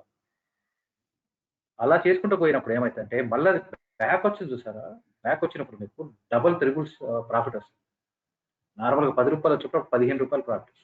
ఎందుకంటే మనం ఎక్కువ షేర్ పడుతుంది. కాకపోతే అది అన్నిట్లో పనికిరాదు. అంటే ఒక షేర్ పడుతుంది కదా అని చెప్పేసి కొనుక్కుంటూ పోయామనుకో, DHFL తర్వాత DHFL ఉన్నది అట్లే కొనుక్కుంటూ వెళ్ళిపోయారు. 50 రూపాయలు కాడించి కొనుక్కుంటారు, 20 రూపాయలు, 15 రూపాయలు, 10 రూపాయలు. అట్లాంటి షేర్లు కొనద్దు. ఏదైనా పెద్ద షేర్ ఉన్నప్పుడు ఇన్వెస్ట్ చేసుకోవాలి. లాంగ్ టర్మ్ కడుతున్నప్పుడు ఓ సర్టన్ లిమిట్ పెట్టుకోండి, 2% పడితే 3% పడుతుంది. ఇప్పుడు యాక్చువల్గా ఏంటంటే నేను దగ్గర ఈ రోజు అన్ని మ్యూచువల్ ఫండ్ ఈటీఎఫ్స్ కొన్నాను, చిన్నవే కొన్నాను. నార్మల్గా వారం రోజుల నుంచి ఏం కొనలే అట్లా పెట్టుకొని కూర్చొని నేనే పెట్టేసి. సో సర్టన్ గా ఇది నాకు చాలు, ఈ ప్రాఫిట్ వస్తే చాలు, ఈ రేట్ వస్తే చాలు అనుకున్నప్పుడు పెట్టాలి. ఇప్పుడు ఏమైతుంది, రేపు కింద మార్కెట్ బాగా పడి మార్కెట్ క్లోజ్ చేశారనుకో ఈ ఆపర్చునిటీ పోతుంది. పోతుందని కూడా చెప్పలేము. ఒకవేళ మార్కెట్ బంద్ చేసి తీరా ఓపెన్ చేసినాక ఆగిపోవచ్చు, కిందికి రావచ్చు. అప్పుడు పరిస్థితి ఎట్లా ఉంటది అనేది, ఇప్పుడు కరోనాకి మనకు పర్టికులర్ గా సొల్యూషన్ వచ్చి మనకు గవర్నమెంట్ డిక్లేర్ చేసి ఈ లాక్డౌన్ తీసేస్తే తప్ప మనకు మార్కెట్ పైకి పోవడం అంటూ ఉండదు. కాబట్టి ఏంటంటే కొద్దిగా ఇన్వెస్ట్ చేసుకుంటూ వెళ్ళాలి. ఇంకా ఇంత చేయాలి అనేది అయితే ఎవరి దగ్గర రూల్ లేదు. ఇంకొకటి ఏంటంటే తోపులు ఉన్నారు, వాళ్ళు కూడా ఏం చెప్తున్నారంటే మార్కెట్ ఎంత పడుతుందని మాకు తెలియదు, ఇది బాటమా అంటే చెప్పలేము. మేము 15 రోజుల నుంచి బాటం ఇదే, ఇంతకంటే ఏం పడుతుంది అంటే ఇలా 1500 పాయింట్, ఇలా 1100 పడింది మార్కెట్ హిస్టరీలో హైయెస్ట్ ఫాల్ కరెక్ట్. ఇంకెంత పడుతుంది అనుకుంటే ఇక ఇట్లా పడుతుంది హిస్టరీలో. ఇప్పుడు కూడా తెలుసా మీకు, ఫాల్ ని చాలా వరకు ఆపారు లాస్ట్ లో, తెలుసా మీకు? వాళ్ళు ఏం చేశారంటే మళ్ళీ సెకండ్ లోయెస్ట్ సర్క్యూట్ కొట్టకుండా ఆపారు. దీంతో వాళ్ళని ఆపరేటర్స్ అంటారు, కొంతమంది ఆపరేటర్స్ అంటారు, ఫారెన్ ఇన్వెస్టర్స్ ఉంటారు. వీళ్ళు ఏంటంటే మనల్ని ట్రాప్ లోకి ఇరికిస్తారంటే వాళ్ళు అది లీగల్ అని చెప్పలేము, అది లీగలే. అది అంటే వాడు ఏంటంటే మన ఎమోషన్స్ తో ఆడుతుంటాడు. ఇప్పుడు ఎగ్జాంపుల్ ఏంటంటే ఇప్పుడు ఒక ల్యాండ్ ఉన్నది, ఇప్పుడు నాగోల్లో రేట్ ఎందుకు పెరుగుతుందంటే రీజన్ లేదు, కొనేటోడు ఉన్నాడు కాబట్టి. ఇప్పుడు వాడు వచ్చి 10,000 అడిగాడు, గజం 10,000 కంటే ఇస్తా అని వచ్చాడు అనుకోండి, ఇంకోటి 12,000 అడిగితే 12,000 ఇచ్చేస్తాడు, 13,000 అయితే 13,000 ఇచ్చేస్తాడు. అట్లా ఉంటది. సో వాళ్ళు ఏంటంటే ఎమోషన్ ని క్యాప్చర్ చేసుకుంటారు అన్నమాట. నాకు ఆ 15,000కి ఒకడు 15,000కి వస్తాడు, వాడికి ఏంది నా గోల్లో కొనాల్సిందే, నాకు ఎంతైనా పర్లేదు, నేను ఎట్టి పరిస్థితుల్లో ఒక ల్యాండ్ వదులుకోలేను అనుకున్నప్పుడే 15,000 పెట్టి కొట్టాడు. సో అట్లాంటి ఎమోషన్ ఉన్నప్పుడు ఏమవుతుందంటే వీడు బాగానే ఉంటాడు, వాడు కొన్నాడు బాగానే ఉంటాడు, అమ్మినోడు బాగానే ఉంటాడు, కానీ చుట్టుపక్కల ఉన్న వాళ్ళు ఉంటారు చూసారా, వాళ్ళందరికీ ఏమైతే ఇది ఫిక్స్డ్, 15,000 పొటెన్షియల్ నా వల్ల. ఓకే, సో 15,000 కొడాలంటే కొనేటోడు లేక, ఈ ఉన్న అమ్మాలనుకున్నాడు 15,000 అమ్ముకోలేక ఆడ ఊడిపోతారు. అట్లా అర్థమైందా మీకు? ట్రాప్ ఎట్లా చేస్తారట, మనని రేట్ అట్లా పెంచేస్తారు, అట్లా పెంచేసి అక్కడ వదిలేస్తారు. ఇంకా అప్పుడు ఏమైందంటే మీకు వేరే దారి ఉంటుంది. ఇప్పుడు నీకు నేను 15,000 పెట్టి నా గోల్లో చూసేసి నాకేమో వడ్డీలు పెరిగిపోతున్నాయి, ఎవరు కొంటలేడు, నేను 16,000 15,000 వస్తే అమ్మేద్దాం అనుకుంటున్నాను, కానీ ఎవరు కొనేటోడు లేదు. ఇప్పుడు ఏమవుతుంది, ఓ టైంలో ఓ సర్టెన్ లెవెల్ తర్వాత నాకు ఆ వడ్డీలు కట్టే కెపాసిటీ తగ్గిపోయి అది ఎంతో కొంత వస్తుంది వాళ్ళ బాబు అని చెప్పేసి 12,000 13,000 అమ్మేసుకుని వెళ్ళిపోతారు. సో అలా అందరూ ఒక్కొక్కరు అమ్ముకుంటూ పోతే ఏమవుతుంది, ల్యాండ్ రేట్ అలా అదే షేర్స్ కూడా వర్తిస్తాయి. ఇప్పుడు ఐఆర్సిటీసీ ఏమైంది, 1900కి వెళ్ళిపోయింది. 1900 తర్వాత ఇంకా వాళ్ళు ఏం చేస్తారంటే ఆపరేటర్స్ వాళ్ళు కొంటే ఎట్లా కొంటారంటే కోట్లలో పెట్టుకుని వస్తారు, ఒకేసారి 100 కోట్లు 200 కోట్లు పంపేసి డిఫరెంట్ రేట్లలో కొట్టేస్తారు. ఇప్పుడు మార్కెట్ పడేయాలనుకున్నాను, షేర్ని పడేయాలనుకుంటే వాడు 1950 కాడి నుంచి 1940 1930 1920 అట్లా కొట్టుకుంటా వాడు సెల్ పెట్టుకుంటూ వస్తాడు, ఆర్డర్స్ పెట్టుకుంటూ వస్తాడు. దాంతో ఏమవుతుంది, వాడు వాల్యూమ్ ఎక్కువ అయిపోతుంది. సెల్ వాల్యూమ్ ఎక్కువ అయ్యి కొనేటోళ్ళు తక్కువ అయితే ఆటోమేటిక్ పడిపోతుంది. ఓకే, అలా అలా అలా అలా రేట్ పడిపోయి డిమాండ్ తగ్గిపోయి సో కిందికి వచ్చినాక ఏం చేస్తాడు, ఒక సర్టెన్ తర్వాత కొనడం స్టార్ట్ చేస్తాడు. ఎట్లా కొంటాడంటే ఇక తన వందల షేర్లు కొనుక్కుంటూ పోతాడు. ఇప్పుడు ఏమవుతుంది, పైసలు 20 పైసలు పెంచుకుంటా కొనుక్కుంటుంది. వీడు అమ్ముతున్నాడు కదా అని చెప్పేసి అందరూ అమ్మడం స్టార్ట్ చేస్తారు. అందరూ అమ్మడం స్టార్ట్ చేసినప్పుడు ఏమవుతుంది, వాడు కిందికి వచ్చేస్తారు. అందరూ ఇంకా తగ్గుతుంది అని చెప్పేసి చూసి కొంతమంది ఏమవుతారు, లాస్ట్ మినిట్లో ఎంటర్ అవుతారు. ఇంకా పడలే అనుకుంటా లాస్ట్ మినిట్లో వచ్చి అప్పటికప్పుడు వాడు కొట్టేస్తాడు, 10,000 షేర్లు కొట్టేస్తాడు. ఏం చేస్తాడు ఆపరేటర్, వాడు కావాల్సిన టార్గెట్ రేట్ రాగానే రివర్స్ కొట్టేస్తాడు. ఇక వాడు అక్కడి నుంచి కొనడం మొదలు పెడతారు, మార్కెట్ రేట్ పెరిగిపోతుంది. ఎవరైతే లాస్ట్లో కొట్టినారు ఉంటారో వాడికి పేపర్ అంతే.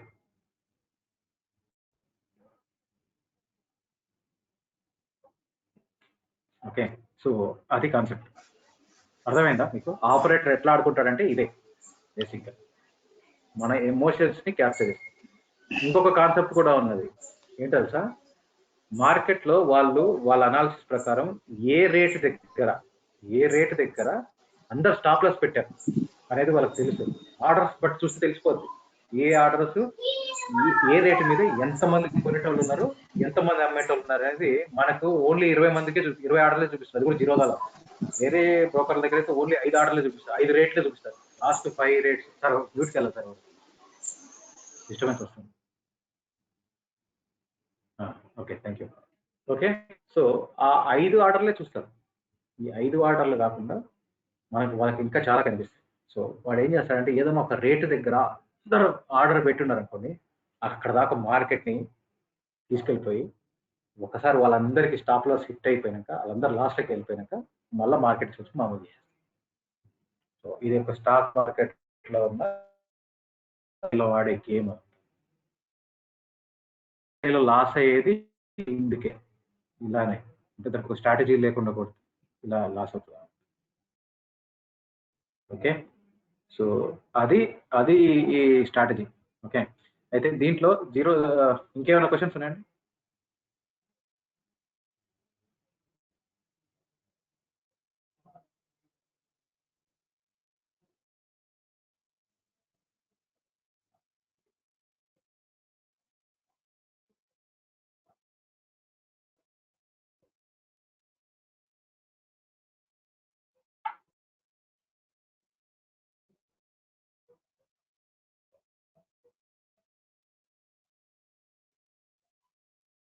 ఓకే, ఏం క్వశ్చన్స్ లేకపోతే let's go to small case.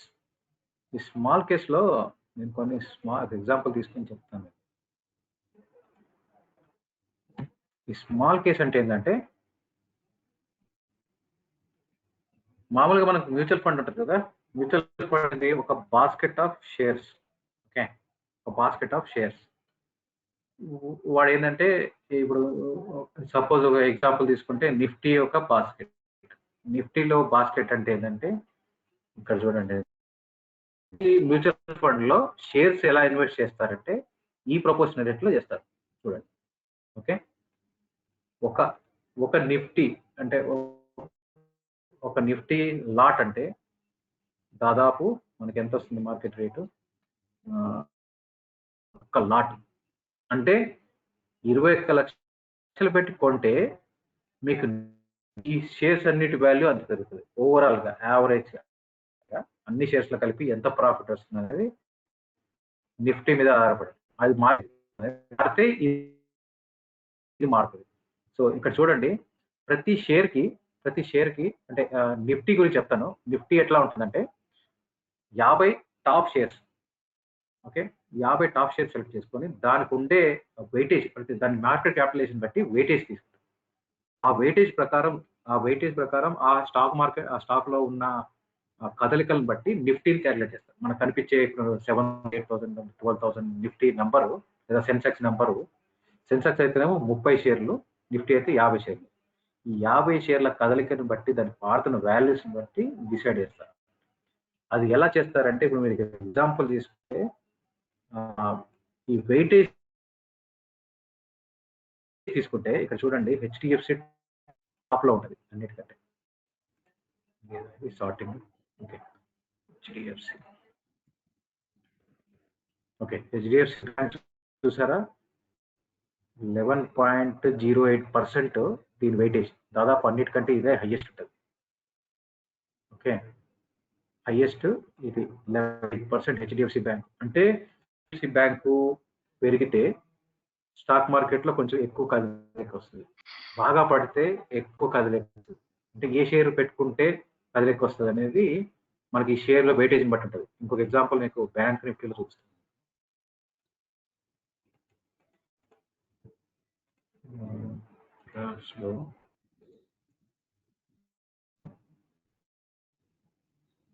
Nifty bank, right. Okay, bank Nifty అనేది ఏంటంటే మనకున్న టాప్ 13 టాప్ బ్యాంక్స్, ఇండియాలో ఉన్న బ్యాంక్స్ ని మీరు షేర్స్ లో ఉన్న మార్పు రేట్ చేంజ్ని బట్టి ఈ బ్యాంక్ నిఫ్టీని క్యాలిక్యులేట్ చేస్తారు. ఇందులో చూసారా హైయెస్ట్ వెయిటేజ్ వచ్చేసి మనకు హెచ్డిఎఫ్సి బ్యాంక్ 32%. హెచ్డిఎఫ్సి బ్యాంక్ పడుతుంది ఈ రోజు అంటే బ్యాంక్ నిఫ్టీ మొత్తం పడుతుంది. ఓకే, హెచ్డిఎఫ్సి బ్యాంక్ కదలిక చాలా ప్రభావితం చేస్తుంది అనమాట బ్యాంక్ నిఫ్టీ మీద. బ్యాంక్ నిఫ్టీ తర్వాత సో ఇవి నార్మల్గా ఏంటంటే మనము మ్యూచువల్ ఫండ్ మనం ఆల్రెడీ ఉన్న మ్యూచువల్ ఫండ్ లో మనం ఇన్వెస్ట్ చేసుకోవచ్చు. అది ఒక ఏమంటారు, అది యాక్చువల్ స్టాండర్డ్ ప్రాసెస్. ఇప్పుడు లేటెస్ట్ గా జీరో దాడు పట్టుకొచ్చింది అంటే స్మాల్ కేస్ మనమే ఒకటి కొత్తది క్రియేట్ చేసుకోవచ్చు. ఓకే, మనమే ఒక కొత్త ఇది ఒక మ్యూచువల్ ఫండ్ లా క్రియేట్ చేసుకోవచ్చు. ఇప్పుడు నేను ఈ షేర్స్ కొంటే, ఇప్పుడు మీకు స్క్రీన్ లో కనిపిస్తున్న షేర్స్ అన్ని ఒక లాట్ కొంటే నాకు బ్యాంక్ నిఫ్టీ ఎంత పెరిగితే ఇవన్నీ అంత పెరుగుతాయి. ఈ ఒక లాట్ కొనాలంటే మనకు కావాల్సిన అమౌంట్ 11,000 రూపాయలు. ఇదే నేను క్రియేట్ చేసినప్పుడు 24,000 ఉండే ఈ వాల్యూ. మీరు ఇప్పుడు 11,800 కొంటే షేర్స్ అన్నీ వచ్చేస్తాయి. ఎన్ని షేర్స్ వస్తాయంటే హెచ్డిఎఫ్సి 5 షేర్లు వస్తాయి, ఐసిఐసిఐ బ్యాంక్ 7 షేర్లు వస్తాయి, యాక్సిస్ బ్యాంక్ 4, ఇట్లా.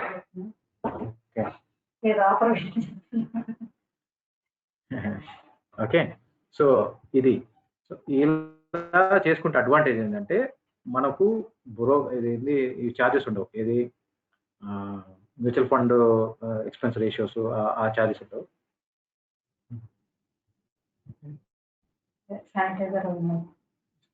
ఓకే, అది సో స్మాల్ కేస్ ఏంటంటే అయితే ఈ షేర్స్ మనం కావాలంటే సపరేట్ కొనుక్కోవచ్చు.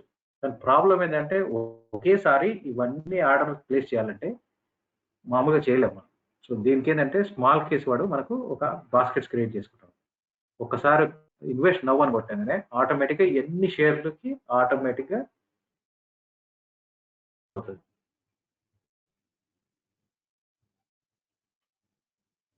చూడండి, ఓకే ఉంటే సో ఈ ఆటోమేటిక్గా అన్ని షేర్స్ ఒకేసారి ఆర్డర్స్ అన్ని ఒకేసారి అన్ని ఎక్స్పెక్ట్ అయిపోతాయి. సో దీంతోనే అడ్వాంటేజ్ ఇది అనమాట. తర్వాత ట్రాకింగ్ కూడా మనకి ఈజీ అవుతుంది.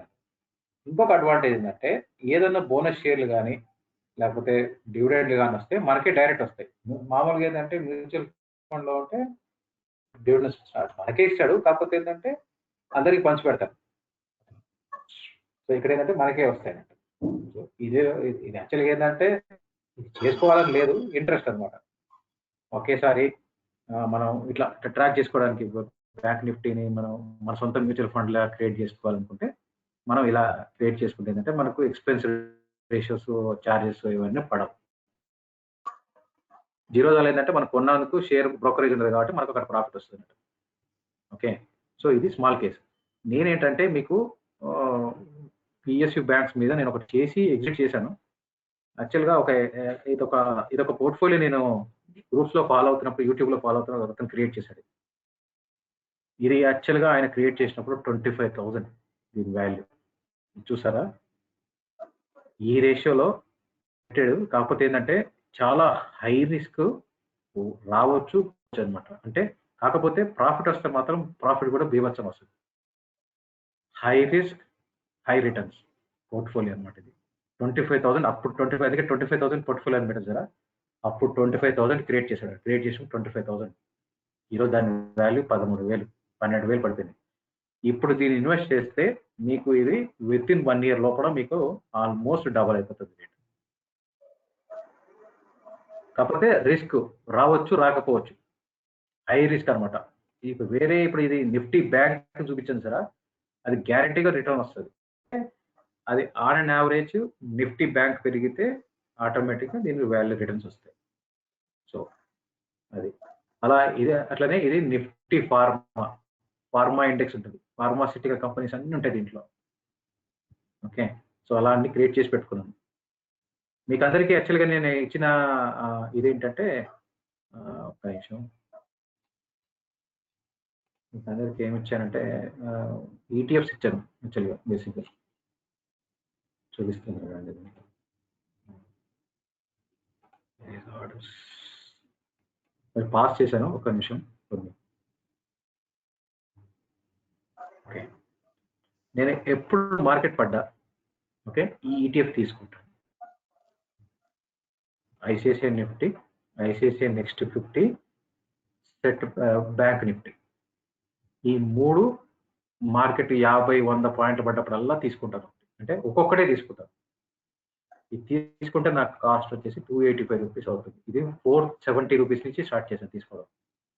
ఓకే, సో దీనివల్ల అడ్వాంటేజ్ అంటే మనకు 100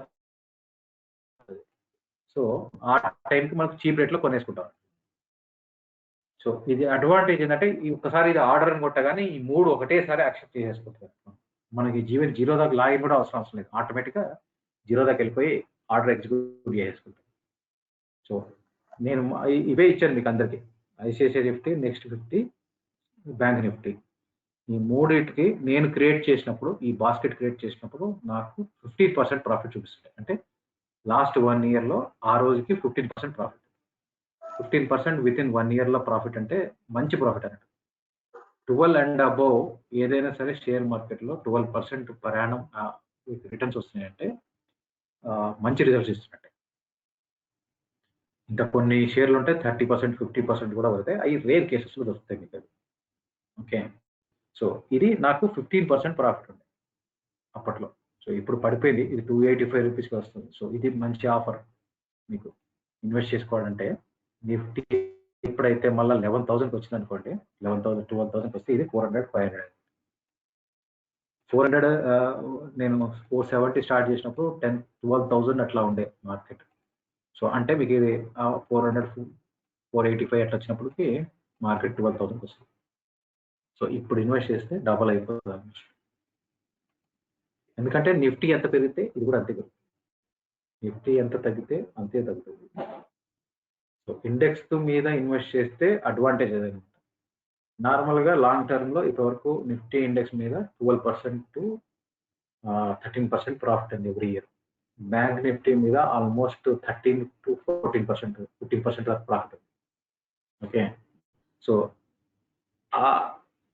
ఇవి అందుకని ఇది ఒక బాస్కెట్ క్రియేట్ చేసుకొని 11,000 ఎంత మనకు 1150 మార్క్ పడ్డప్పుడు తీసుకున్నాను ఇది. ఆ టైంలో ఇండెక్స్ 1150కి మైనస్లో ఉన్నప్పుడు, -1150 పడ్డప్పుడు తీసుకున్నాను ఇది. చూడండి దీని రేట్లు చూడండి ఎట్లా ఉంటాయని, రేట్లు కనిపిస్తలేవు. చూడండి 261. ఈ రోజులోనే ఎన్ని రేట్లు చేంజ్ ఉంటాయి చూడండి. ఇది యాక్చువల్గా కొంచెం ఏదో ప్రాబ్లం వచ్చింది. 261 లాస్ట్లో చూడండి 285 పెరిగింది మళ్ళీ. ఎందుకంటే బ్యాంక్ నిఫ్టీ కూడా ఇందులో ఉంది కాబట్టి కొంచెం చేంజెస్ వచ్చినప్పుడు మనకు రేట్ అడ్జస్ట్ అవుతుంది. 261.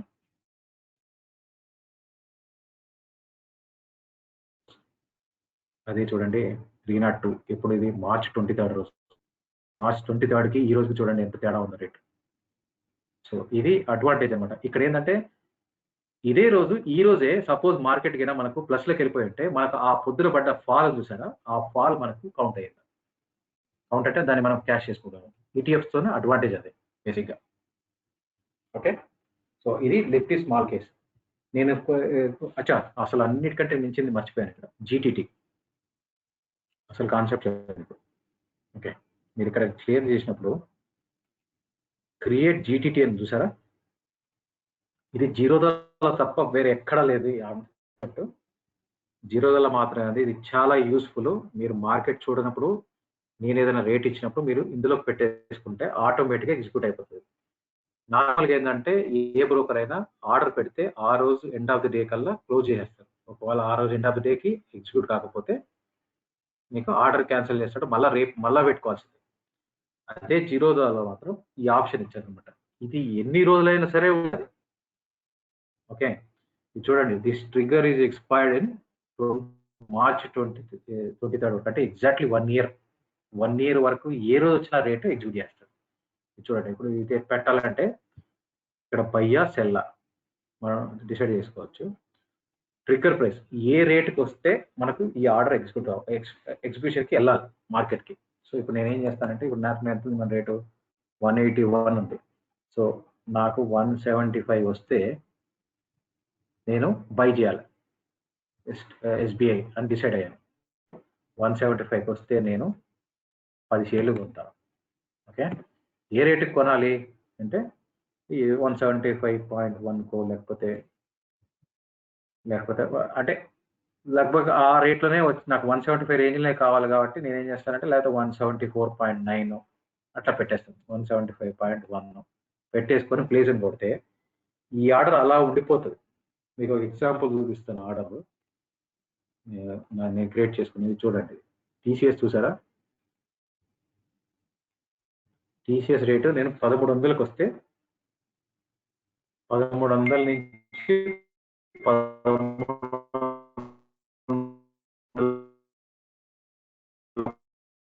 రూపాయల మధ్యలో కొనాలని డిసైడ్ అయ్యాను. ఇది పెట్టేశాను. అది ఆ టైంకి 1300 రేట్ రాగానే ట్రిగ్గర్ అయిపోతుంది. అంటే మనకి ఇక్కడ తెలుస్తుంది 22% పడితే నేను ఆటోమేటిక్గా ఈ ఆర్డర్ ఎగ్జిక్యూట్ కావాలని చెప్పేసి పెట్టాను. ఇదే జీటీటీ అంటే. మీకు మామూలుగా గ్రూప్లో చూపించే స్క్రీన్ షాట్స్ అన్ని ఇవే ఆ రేట్స్. ఒకవేళ గిన మన మార్కెట్ రేట్ కంటే వాడు చెప్పిన టార్గెట్ రేట్ ఎక్కువ ఉంది అంటే అది సెల్ చేస్తాం. సెల్ అంటే ఏంటంటే ఇప్పుడు మనం ఆల్రెడీ కొనేసాం 180 రూపాయలకి. నాకు టీసీఎస్ని 1660 రూపాయలు కొనేసాం. నాకు 1800 రాగానే అమ్మేసేయాలి. ఓకే, 1800 రాగానే అమ్మేసేయాలి. అప్పుడు ఇలా పెట్టేసేయాలి ఆర్డర్ 1801 ఇలా పెట్టేస్తే ఏమవుతుందంటే 1800 రాగానే ఎగ్జిక్యూట్ అవుతుంది. మీరు మార్కెట్ చూస్తున్నా చూడకపోయినా దాని మానాన్ని అది రోజు ట్రై చేస్తాం అప్ టు 1 ఇయర్. మళ్ళీ నెక్స్ట్ ఇయర్ ఈ రోజు వరకు అది వ్యాలిడ్. సో ఇది జీటీటీ. ఈ కాన్సెప్ట్ కూడా ఓన్లీ జీరోదాలనే ఉంది. వేరే ఎవరి దగ్గర అలాగే ఆప్షన్. పొద్దున ఆల్రెడీ ఎవరో ట్రై చేశారు రేట్ పెట్టనివ్వట్లేదు అని చెప్పేసి. సో అదే రీజన్. ఎందుకంటే లోయర్ సర్క్యూట్ మార్కెట్లో ఏ రేట్ పెడతనిస్తారు అనేది అంటే ఏంటంటే ఇప్పుడు ఎస్బీఐ ఉంది సార్. ఎస్బీఐలో మనకు మార్కెట్ రేటు అయితే 163.45 కన్నా పెట్టుకోవచ్చు, మాక్సిమం 199.75కే పెట్టుకోవచ్చు. అంతకంటే తక్కువ రేటుకి పెట్టలేము, అంతకంటే ఎక్కువ రేటుకు పెట్టలేము. సో కాన్సెప్ట్ ని వాడు మిటికేట్ చేయడానికి ఏం చేశాడంటే మనకు క్రియేట్ జీటీటీ క్రియేట్ చేయడం ఇచ్చేసాడు. ఇదేంటంటే ఏ రేట్కైనా పెట్టుకోవచ్చు, మీ ఇష్టం. 100 రూపాయల కన్నా కూడా పెట్టుకోవచ్చు. 100 రూపాయలు వస్తూనే కొంటాను, 1100 షేర్ నేను 100 రూపాయలు వస్తూనే కొంటాను కూడా పెట్టుకోవచ్చు.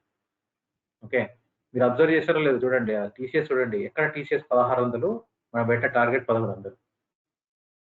సేమ్ హిందుస్థాన్ యూనిలివర్ కూడా చూడండి 1869 రూపీస్ వచ్చిన. ఇప్పుడు రేటు 1869 ఉంది, కానీ యాక్చువల్గా మనం పెట్టేది 1600. ఓకే, ఇది అసలు ఇదైతే అసలు 5000కి రాదనుకున్నాం, 5000కి వచ్చేసింది, ట్రిగ్గర్ అయిపోయింది 5000కి. సో ఇది జీటీటీ గురించి ఏమైనా డౌట్స్ ఉంటే అడగండి. ఇది జీటీటీలో ఓసిఓ అని ఆప్షన్ కనిపిస్తుంది, అది ఏంటి? ఓకే, ఓసిఓ నేను కూడా ట్రై చేయలేదు, బట్ మిస్ కానీ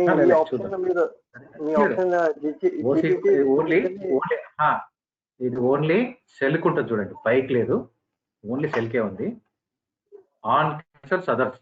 ఆన్ క్యాన్సల్స్ అదర్స్ అంటే ఏంటంటే ఇప్పుడు మీరు 180 రూపీస్కి కొనేసారు ఎస్బీఐ షేర్.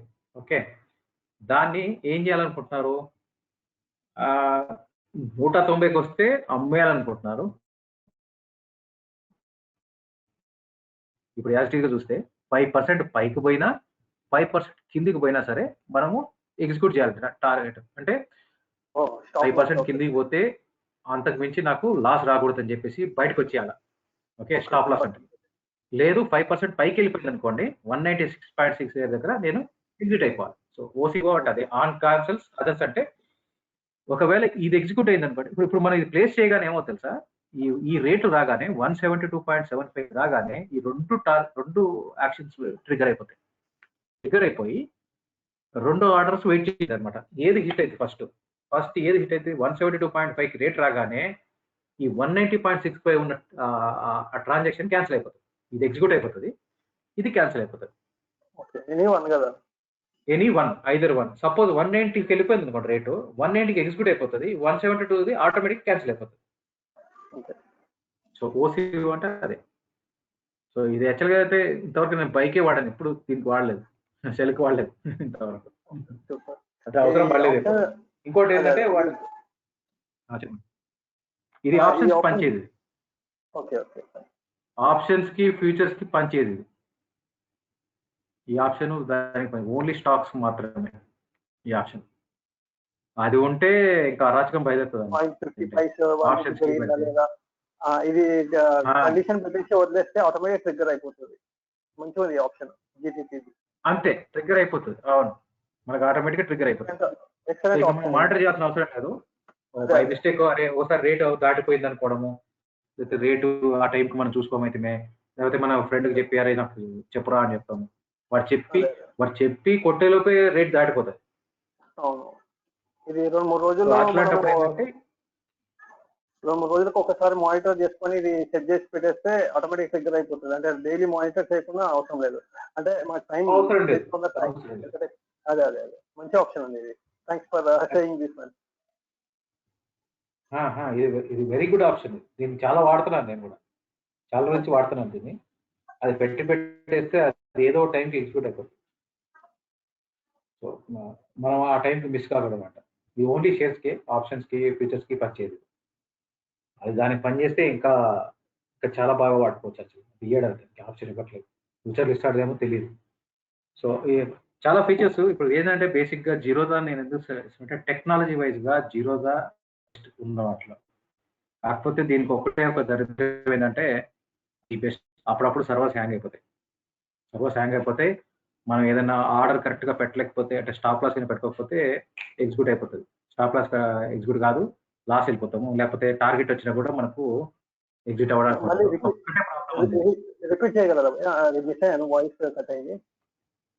ఏం లేదన్నా. జీరోదాతో ఒకటే ఒక ప్రాబ్లం ఏంటంటే ఈ సర్వర్స్ అప్పుడప్పుడు హ్యాంగ్ అయిపోతుంది.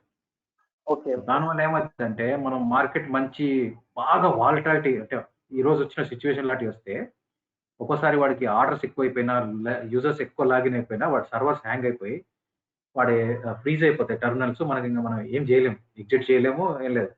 ప్రాపర్గా అయినా మనం టార్గెట్ స్టాప్ లాస్ పెట్టుకోకపోయి ఉంటే మనకు మిస్ అయిపోవడం ఛాన్స్ ఉంటుంది, లాస్ అవడానికి ఛాన్స్ ఉంటుంది.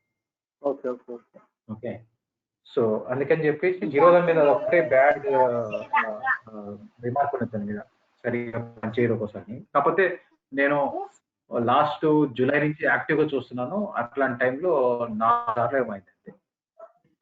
రీసెంట్ గా 2 days ఫ్రైడేనో థర్స్డేనో జీరోదా హ్యాంగ్ అయింది. బట్ నాకు పనిచేస్తున్నది. వేరే వాళ్ళ గ్రూప్లలో మెసేజ్ చూసాను హ్యాంగ్ అయిపోయిందని, జీరోదా హ్యాంగ్ అయిపోతే. నాకైతే ఆ రోజు ఏం ప్రాబ్లం రాలేదు. ఏమన్నా నాకైతే ప్రాబ్లం రాదు. ఇంట్రాడే ట్రేడర్స్ కి Zerodha is not at all a good broker. Only thing user interface బాగుంటుంది. జీరోదా కంటే మంచి బ్రోకర్ చాలా మార్జిన్ కూడా ఇవ్వడు, మార్జిన్ తక్కువ ఇస్తాడు. చాలా మంచి బ్రోకర్లు ఉన్నారు, మార్జిన్ ఎక్కువ ఇస్తారు వాళ్ళు. వీడు తక్కువ, వీడేమో ఎక్స్చేంజ్ ఎంత అలౌ చేస్తే అంతే ఇస్తాడు. ఓకే, మామూలుగా వేరే బ్రోకర్లు ఏంటంటే నార్మల్ గా ఫ్యూచర్స్ కానీ ఫ్యూచర్స్ కి 10% పెడితే సరిపోతుంది. అంటే 90,000 మినిమం ₹1,00,000 మార్జిన్ ఉండాలి ఫ్యూచర్స్ కి. అదే జీరోదా వాడు అయితే 90,000 తీసుకుంటాడు కంపల్సరీ.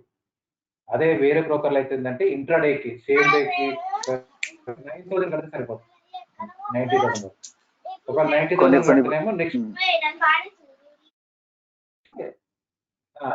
క్యారీ ఫార్వర్డ్ చేసుకోవచ్చు. లేదు అంటే అదొక పెద్ద గందరగోళం లేదు. ట్రేడింగ్ లోకి వెళ్తే మనది అదొక పెద్ద విచిత్రమైన లోకం. అది ఇదేంటంటే మనం ఓన్లీ అది మన మోటో కాదు ట్రేడింగ్ చేయడం. నేను సజెస్ట్ కూడా చేయను, ఎందుకంటే ట్రేడింగ్ చేయాలంటే ఎవరో చెప్తేనో అలా చేయొద్దు, సొంతంగా మనమే నేర్చుకొని చేయాలి. ఇది నేను నేర్చుకున్న పాఠం, ఎంతమంది చెప్పినా వినలేదు నేను. అనవసరంగా చేసి చాలా ఇప్పుడు నేర్చుకొని సొంతంగా నేర్చుకొని నేను ఇప్పుడు ట్రేడింగ్ చేయగలి కూడా చేయట్లేదు. ఎందుకంటే ఆ టైంలో ఏమవుతుందంటే మనకు సైకలాజికల్ గా ఎమోషన్స్ కంట్రోల్ చేసుకోగలగాలి.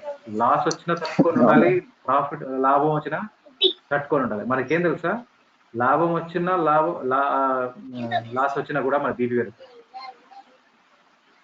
బీపీ పెరిగి లేనిపోని తలకైనప్పుడు అవసరం లేదు అంత మనకి. ఒకవేళ టైం కూడా స్పెండ్ చేయాలి, మిషన్ దాకా పనిచేయాలి, టైం స్పెండ్ చేయాలి. స్ట్రాటజీస్ ఉంటాయి, దానికి చాలా స్ట్రాటజీస్ ఉంటాయి, మార్కెట్లో చాలా స్ట్రాటజీస్ ఉన్నాయి. వాటిలో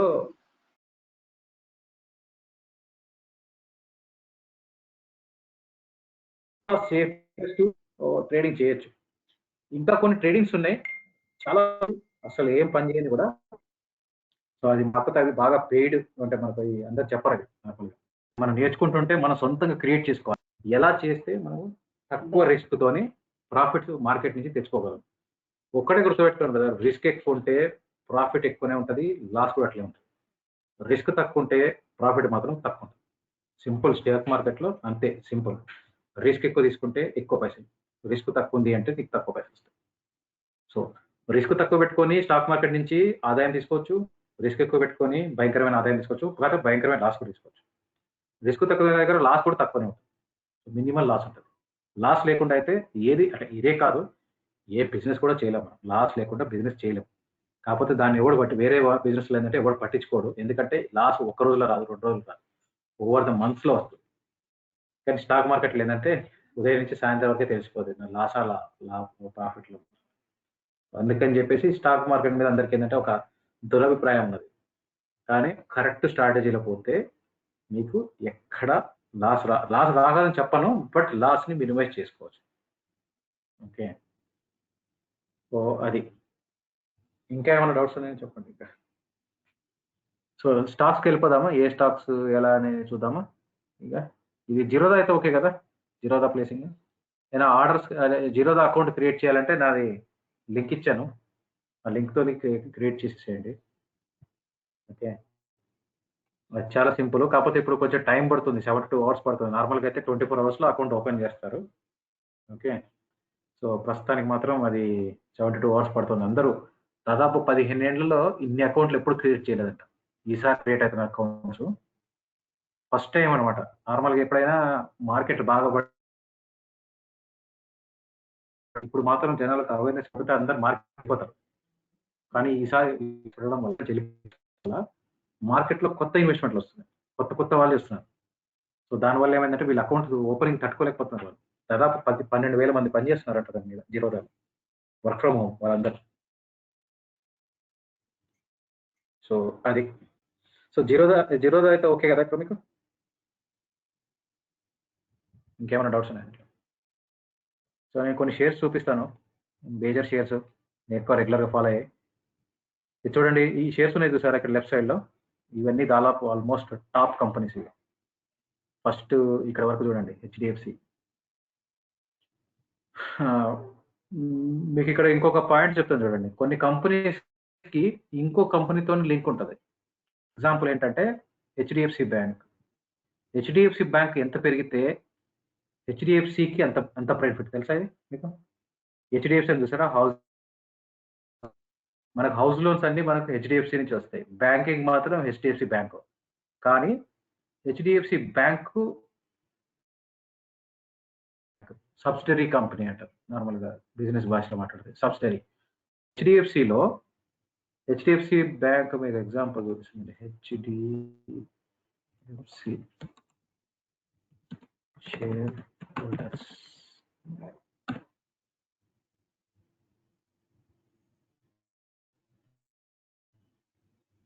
చూడండి, ఒక హెచ్డిఎఫ్సి బ్యాంక్ లో ఎవరెవరు ఎన్ని షేర్లు కొన్నారు.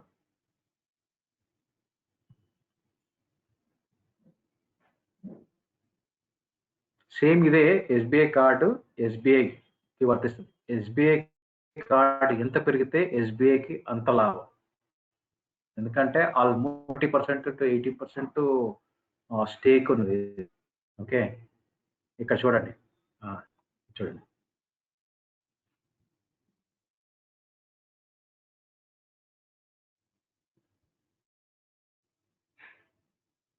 ఇది హెచ్డిఎఫ్సి బ్యాంకులో ఎవరెవరు ఇన్వెస్ట్ చేశారు. Non resident Indians 0.1%. ఇందులో చూసారా, life insurance corporation of India 2.75% invest చేశారు వాళ్ళు. తర్వాత ఇది నిఫ్టీ, ఎస్బీఐ నిఫ్టీ 50 ఈటీఎఫ్ వాళ్ళు 3.2% ఇన్వెస్ట్ చేశారు. హెచ్డిఎఫ్సి ట్రస్టీ కంపెనీ, ఇది హెచ్డిఎఫ్సికి ఇది హెచ్డిఎఫ్సి మ్యూచువల్ ఫండ్ ఇది. Okay, so government of Singapore 1.28% invest చేసింది. సో ఇలా ప్యాటర్న్స్ ఉంటాయి. మనం ఎక్కడ ఉంటామంటే, మనం ఎందులో ఉంటామంటే ఇందులో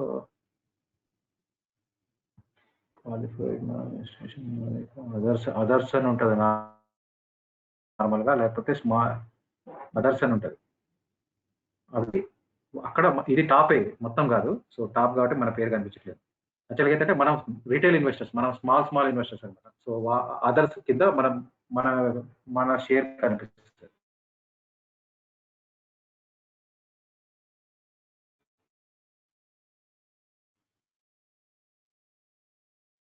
సో ఈ ఎవరైనా సరే, ఏ కంపెనీ అయినా సరే, ఇప్పుడు నేనైనా సరే, మీరైనా సరే, ఒక బ్యాంకులో ఒక షేర్లో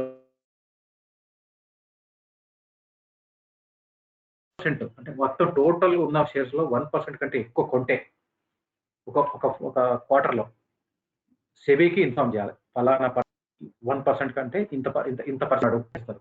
ఇప్పుడు రాకేష్ జుంజున్వాలా, తర్వాత ఈ డిమార్ట్ ఓనర్ ఉన్నాడు, పేరేంటి, రామకృష్ణ దమాని, ఇట్లాంటి వాళ్ళు ఏం చేస్తారంటే, ఏదైనా ఒక షేర్లో కొన్నాడు అని తెలవగానే తన అందరు కొనేస్తారు. కానీ యాక్చువల్గా ఏంటంటే, ఆయన కొన్నది ఎప్పుడు కొంటాడంటే, మనకి ఇన్ఫర్మేషన్ వచ్చింది ఈ రోజు అంటే లాస్ట్ క్వార్టర్లో, అప్పుడు 100 రూపాయలకి కొన్నాడు, 50 రూపాయలకి, ఆయన లాస్ట్ క్వార్టర్లో కొన్నాడు,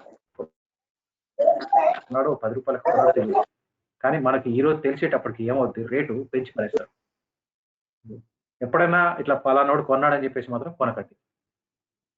అది అది చాలా సిన్సియర్ సజెషన్. అది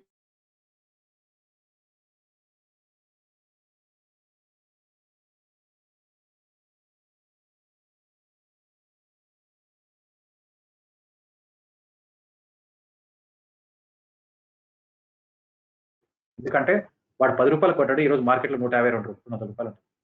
సో వాడు కొన్నాడు కదా, మనం కొంటే మనం లాస్ అయిపోతాం. ఇట్లా హెచ్డిఎఫ్సి లాగా పెరిగితే ఎస్బీఐ కదా సబ్సిడరీస్ ఉంటాయి, అవి కూడా మనలో సబ్సిడరీస్ కి ఎంత ప్రైస్ పెరిగితే దాని పేరెంట్ కంపెనీ కూడా అంత ప్రైస్, అంత అప్రిషియేషన్ వస్తుంది. సో ఇందులో చూస్తే ఇప్పుడు మనకి ఇవి top companies: Reliance, HDFC, SBI, ICICI, Kotak Mahindra, axis bank, Bajaj finance service. ఇవి నేను సెలెక్ట్ చేసుకున్న కొన్ని కంపెనీసే. కానీ యాక్చువల్గా ఇంకా చాలా ఉన్నాయి. ఏంటంటే పెద్ద పెద్ద కంపెనీస్ ఇవి.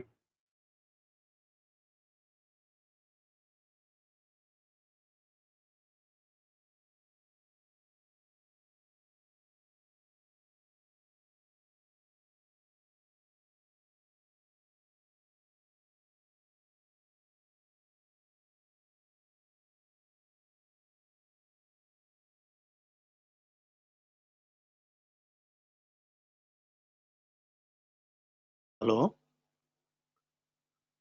అందరికి వినపడుతుందా? నాకు ఒకరికి వినపట్లేదా?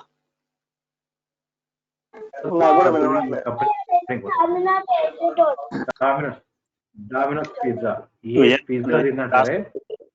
విజయన లాస్ట్ 2-3 మినిట్స్ మాకు వినపడింది కానీ వినపడలేదు. అవునా? ఓకే, ఇప్పుడు వినపడుతుందా? ఒక్కసారి ఇప్పుడు వినపడుతుందన్నా. ఓకే, ఇక్కడ జూబ్లీ ఫుడ్ అని చూసారా? జూబ్లీ ఫుడ్ మనం తినే డామినోస్ లో తినే ప్రతి పిజ్జా మీద ఎంతో కొంత ఈ కంపెనీకి పోతుంది, జూబ్లీ ఫుడ్. ఓకే, ఇండియాలో డామినోస్ కి డిస్ట్రిబ్యూటర్ ఆయన. రేట్ చూసారా, చాలా పెరిగిపోయింది యాక్చువల్గా. ఇప్పుడు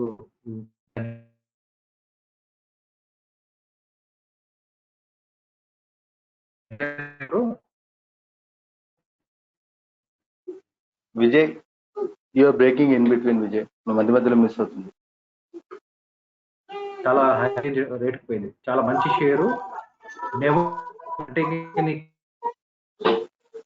అది బ్రేక్ అవుతుంది మధ్య మధ్యలో.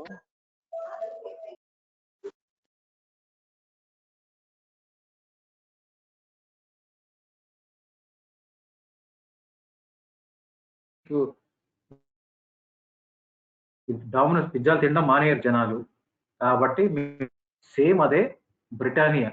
మీరు బ్రిటానియా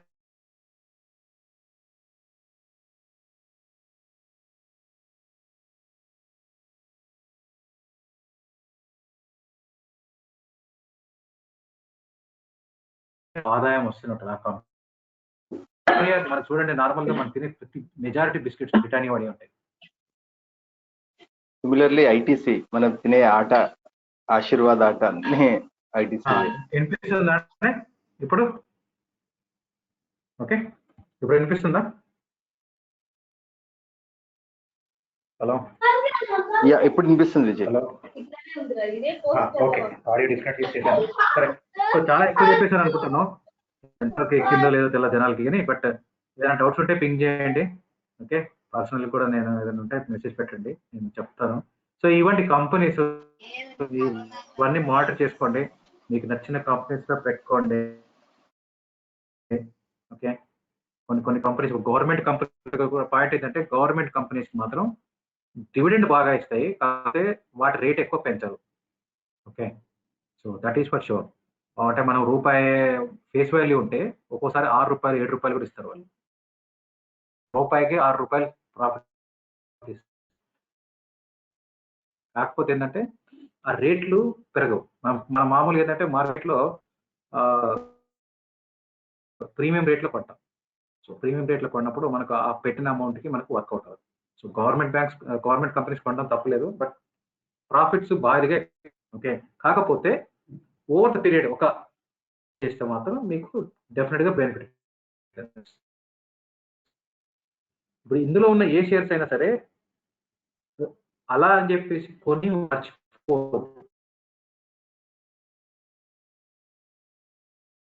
చేసుకోవాలి.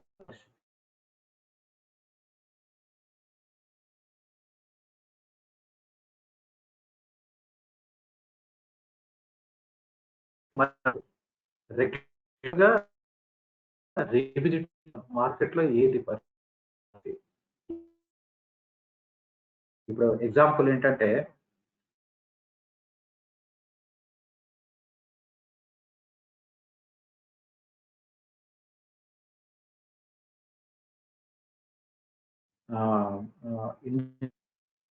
లేదా ఎస్బీఐ, ఇది కరెక్ట్ గా మనం అబ్జర్వ్ చేయకపోతే 400 రూపాయలు కొన్నాడు ఈరోజు రోడ్డు మీద పడతాడు గ్యారంటీ.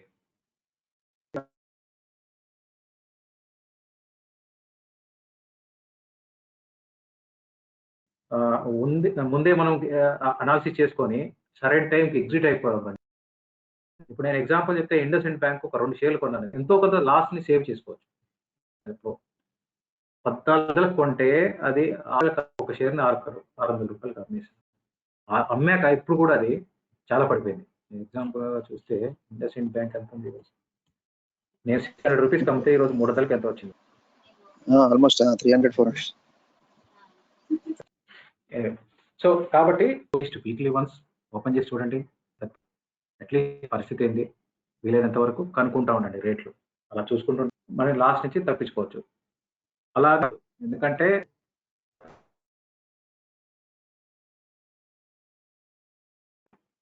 సో అది బ్రేక్. ఇంకేమైనా క్వశ్చన్స్? ఓకేనా? సో అడగండి, లేట్ అయిపోయింది. జీరోదా ఎట్లా ఆపరేట్ చేయాలో అర్థమైపోయింది.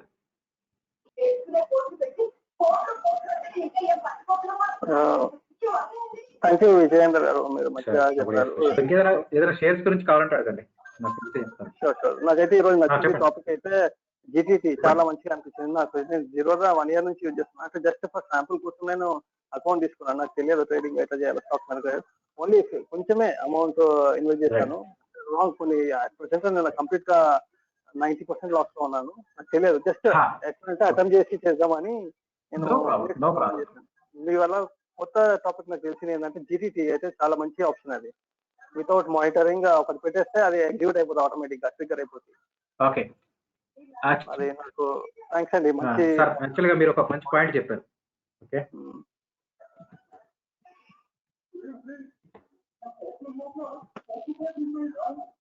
ఇక్కడ ఒక పాయింట్ చెప్తాను లాస్ట్ కి. చాలా మంది ఏంటంటే నన్ను అడిగేటప్పుడు కొంచెం అంటే ఎస్టేట్ చేసుకుంటూ అడుగుతారు, సార్ నా దగ్గర 1000 రూపాయలే ఉన్నాయి, లేకపోతే నా దగ్గర 500 ఉన్నాయి, లేకపోతే నేను 500 రూపాయలే మిగిలియగలను. యాక్చువల్గా ఏంటంటే నా దగ్గర పైసలు ఉండవు ఇన్వెస్ట్ చేయడానికి, ఇలా అడుగుతుంటాను. ఓకే, సో నేను వాళ్ళకి ఒకటే చెప్తాను, నెల మొత్తంలో ఎంత జీతం వచ్చినా 500 సేవ్ చేయగలవా అని. సింపుల్ కాన్సెప్ట్, 500 సేవ్ చేయగలవా చాలు. చూడండి, 500 ఈరోజు ఇన్వెస్ట్ చేసాం అనుకోండి, ఇలా ఒక్కరోజు ఇన్వెస్ట్ చేసి 500 రూపాయలు పెట్టి ఒక షేర్ కొన్నాం అనుకోండి, నేను 10% ప్రాఫిట్ వస్తుంది అనుకుంటే ఎక్స్పెక్ట్ చేస్తే ఈ రోజు చూడండి అంత అమౌంట్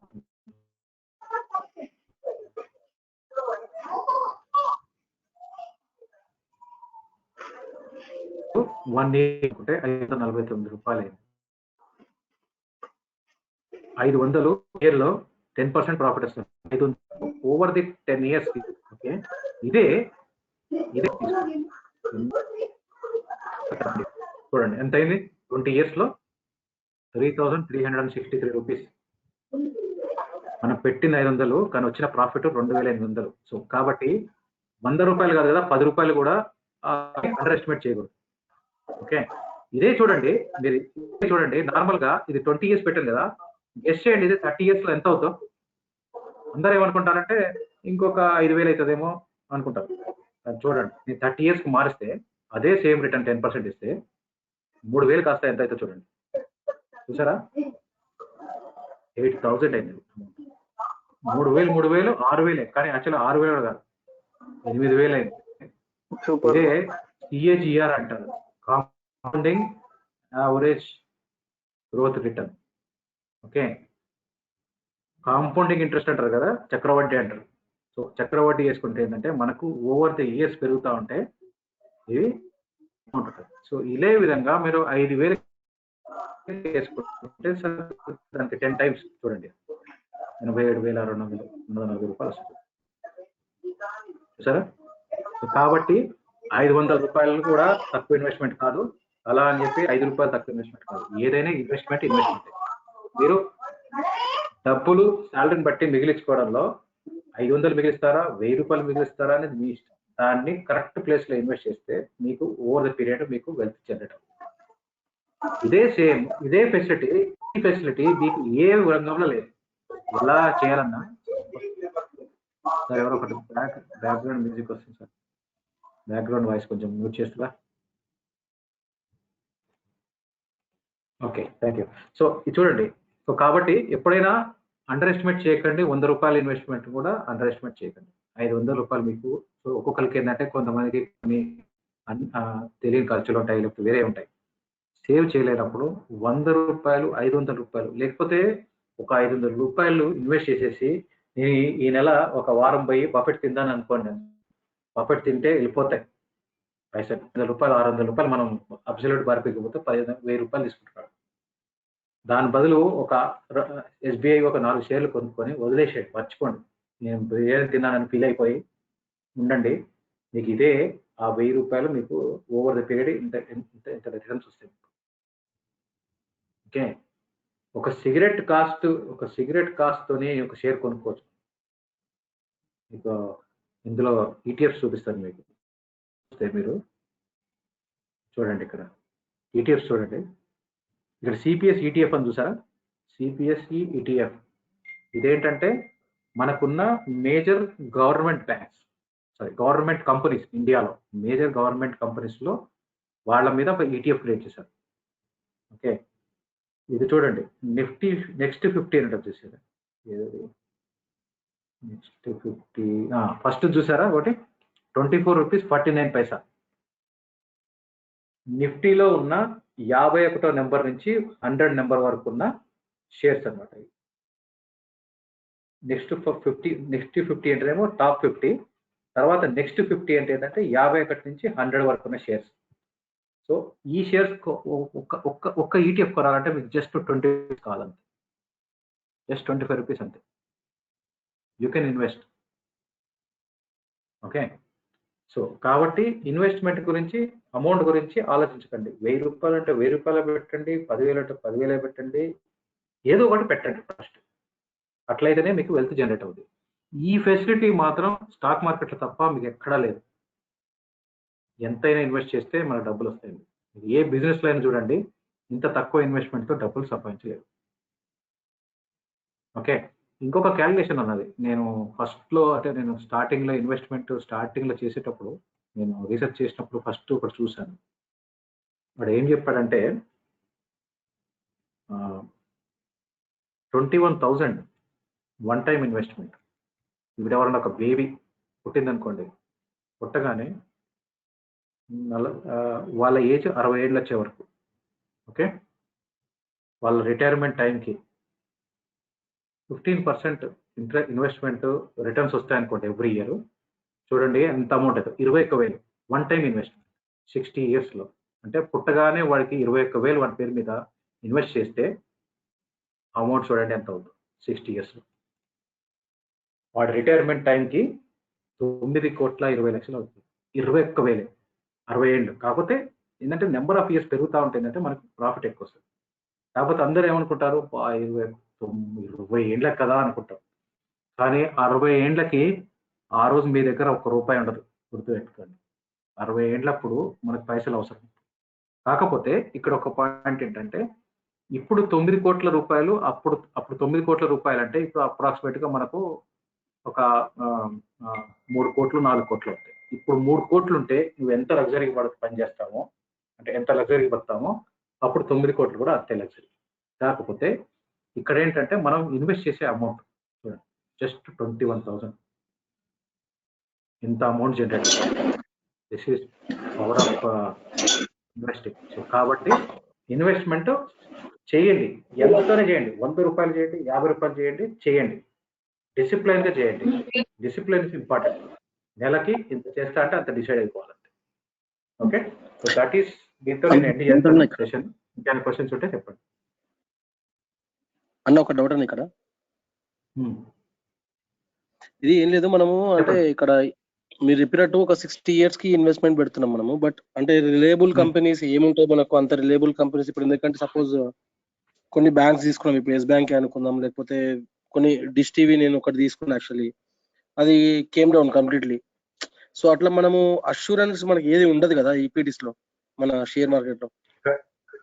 కరెక్ట్. షేర్ మార్కెట్ లో అలా ఉన్నప్పుడు ఏం చేయాలంటే, మనం మానిటర్ చేసుకోలేము, ఇవన్నీ తలకాయలు అనుకుంటే మ్యూచువల్ ఫండ్స్ లో పెట్టుకోవాలి. మ్యూచువల్ ఫండ్స్కి అయితే ఎక్కడికి పోవు. మ్యూచువల్ ఫండ్స్ ఒకసారి మనం అమౌంట్ పెట్టామంటే దానికి 100% గ్యారంటీ ఉంటుంది. గ్యారంటీ అంటే వాడు రాత్రి దుకాణం అయితే మూసుకొని పోడు, that is for sure. Okay, so అది రీఇన్వెస్ట్ చేస్తూ ఉంటాడు. సో రెగ్యులర్గా ఇన్కమ్ కావాలి, ఏ తలకాయ నొప్పి లేకూడదు అంటే ఇండెక్స్ ఫండ్స్లో పెట్టుకోవాలి. ఇప్పుడు లేటెస్ట్ ఏంటంటే ఇండెక్స్ ఫండ్స్. ఎప్పుడైతే నిఫ్టీ 50 పెరుగుతూనే ఉంటుందో అది ఆటోమేటిక్గా అన్ని పెరుగుతూనే ఉంటాయి. సో ఇప్పుడు ఈ సంవత్సరం ఎవరన్నా అంటే లాస్ట్ 1 month బ్యాక్ వర్క్ పెట్టిన వాళ్ళందరికీ లాసే ఉంటుంది ఈ సంవత్సరం. ఎందుకంటే ఈ అన్ఎక్స్పెక్టెడ్ కరోనా వైరస్ వల్ల మార్కెట్ పడిపోవడం వల్ల లాస్ రావడం. కాకపోతే అన్ని ఫండ్స్ పడిపోతాయి. కాకపోతే బహుశా ఒకవేళ 2 months లో 11,000కి వచ్చింది అనుకోండి,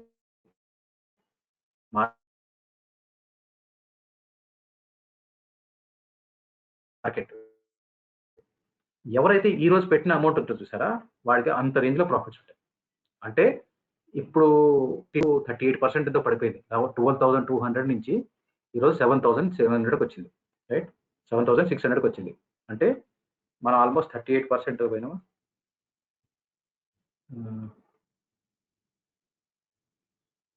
76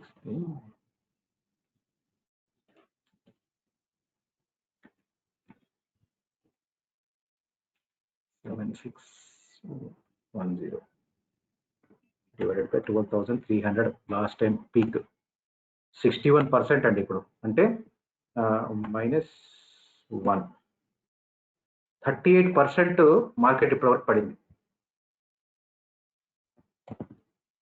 38% పడింది.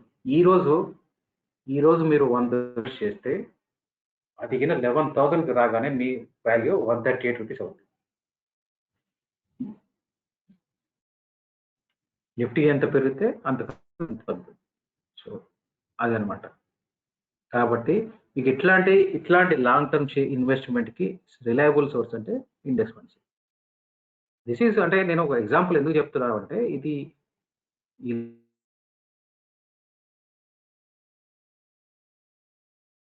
ఇలా చేయొచ్చు మనం. ఇన్వెస్ట్మెంట్ అంటే మనకు over the period number of years పెరుగుతూ ఉంటే దాని మీద ఎంత రిటర్న్స్ వస్తాయి మనకు ఎగ్జాంపుల్ అది. 60 years అంటే యాక్చువల్గా నేను ఒక వీడియో చూశాను అనమాట. ఆ వీడియో ప్రకారం చెప్తున్నాను. వాడు అదే చెప్తాడంటే, ఏం చెప్తాడు వాడు, 3 సంవత్సరాలు 3 నెలలు 21,000 చేసి వదిలేసేయండి. ఆ పిల్లోడి రిటైర్మెంట్ టైంకి లంసమ్ అమౌంట్ చేతికి వస్తుంది. ఎక్కడ చేయాలి అంటే go for mutual funds, index ఫండ్స్కి వెళ్ళిపోండి. లేదు మనకి ఇన్వెస్ట్మెంట్, ఇప్పుడు ఇంకో ఎగ్జాంపుల్ చెప్తాను. ఒకవేళ అరే మనకి ఇది రిలయబుల్ సోర్స్ కాదు అనుకున్నప్పుడు వీడున్నాడు కదా, పబ్లిక్ ప్రావిడెంట్ ఫండ్ ఉంది, 8% పక్కా. సో 8% ప్రాఫిట్ ప్రకారం చూసుకోండి, 21,000 ఎంత అవుతుందో. ఎల్ఐసిలో కూడా ఇన్వెస్ట్ చేసుకోవచ్చు. ఎల్ఐసిలో కూడా చేసుకున్నా కూడా 8% అంటే ఒకవేళ తక్కువ ఉండదు, అప్పటికే చూడండి 21 lakhs అవుతుంది 8% అంటే. పెట్టిందంతా మనం 21,000, ఇన్వెస్టెడ్ అమౌంట్ 21,000, ఇది 21 lakhs 26,359 రూపీస్ అవుతుంది. పర్సంటేజ్ చేంజ్ అవుతే మనకు ఆటోమేటిక్గా అన్ని చేంజ్ అవుతాయి. నార్మల్గా ఏంటంటే మనము పర్ మంత్ రావాలంటే 12% రావాలి పర్ యానం. సో 12% వేసుకుంటే కూడా 1,88 lakhs అవుతుంది. కొన్ని మ్యూచువల్ ఫండ్స్ మీకు 30% వరకు ఇస్తాయి. యావరేజ్గా 20% అయితే చాలా ఉంది మ్యూచువల్ ఫండ్స్ ఇచ్చేవి. మరి 20% ఇస్తే ఇంకా మీరు లెక్కేసుకోండి అది ఎంత ఉందో. 20% పర్ యావరేజ్ ఇంట్రెస్ట్ వస్తే మనకి ఎంత వస్తుందో చూడండి. మీ అంతే 100 కోట్ల అంతేనా, 118 కోట్లు, 32,46,000, రైట్. సో ఇది ఒక ఎగ్జాంపుల్ మాత్రమే. ఇంకొక కాన్సెప్ట్ చెప్తాను. దీంట్లో సిప్ గురించి అడిగారు మనం అనుకుంటున్నాం, వాట్ ఈస్ సిప్ అనేది. ఓకే, సిప్ అంటే ఏంటంటే మంత్లీ ఇన్స్టాల్మెంట్ లాగా మనము ఇన్వెస్ట్ చేస్తాం. ఓకే, సిప్లో ఏంటంటే ఇక్కడ చూడండి, మంత్లీ ఇన్వెస్ట్మెంట్ మనము 500 రూపాయలు పెట్టండి. ఓకే, 6 years పెట్టండి, మనకు 12% రిటర్న్స్ వచ్చినాయి. ఎంత అవుతుందో చూడండి. మనం పెట్టిన amount per month 500 rupees, 6 years అంటే సంవత్సరానికి 6,000, 6 36,000 పెట్టుకుంటే మనకు ప్రాఫిట్ వచ్చేసి 51 అంటే 15,000 ప్రాఫిట్ వస్తుంది మనకు యావరేజ్గా 12% 6 yearsలో. ఓకే, ఇదే 15% పెట్టుకుంటే 15% వచ్చేటట్టు పెట్టుకున్నారనుకోండి, మీకు అమౌంట్ డబుల్ అయిపోతుంది. చూడండి, డబుల్ కాదు కదా, 6 years కాదు, ఇది కావాలంటే డబుల్. నార్మల్గా ఏంటంటే డబల్ అవుతుంది టైంకి.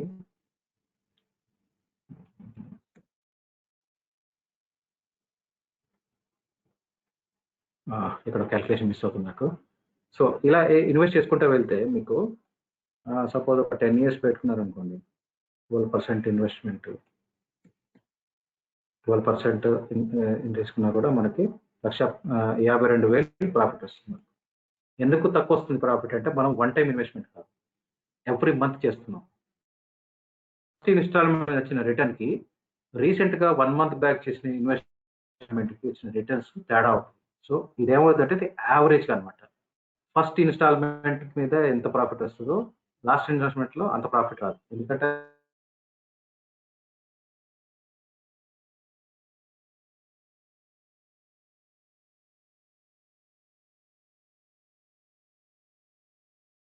అది రీసెంట్గా చేసాం, మోస్ట్లీ లాస్ కూడా రావచ్చు, విత్ ఇన్ 1 month అంటే లాస్ కూడా రావచ్చు.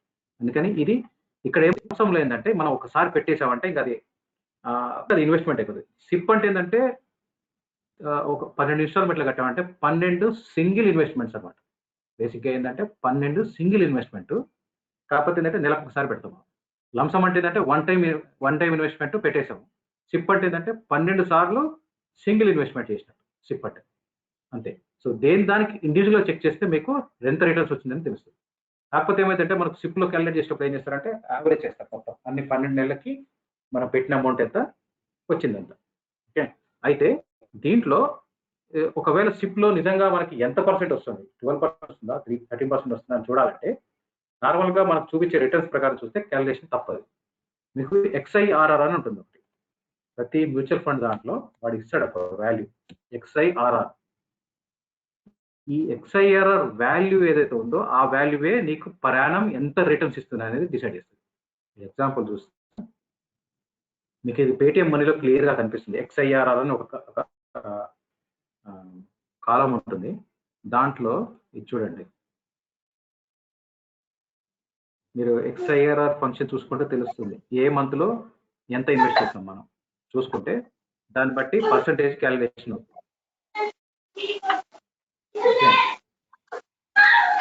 సో మీరు మ్యూచువల్ ఫండ్స్ సార్ మ్యూట్కి వెళ్ళాలి సార్.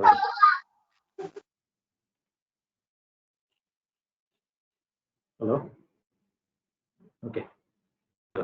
సో XIRR అనేది ఒక కాన్సెప్ట్ మ్యూచువల్ ఫండ్స్ లో మనకు రిటర్న్స్ కరెక్ట్ గా వస్తున్నాయా లేదా, మనకి ఎంత వస్తుంది యాన్యువల్ ఎంత వస్తుంది తెలవడానికి. సో అది బేసిక్ కాన్సెప్ట్ అయితే ఇది.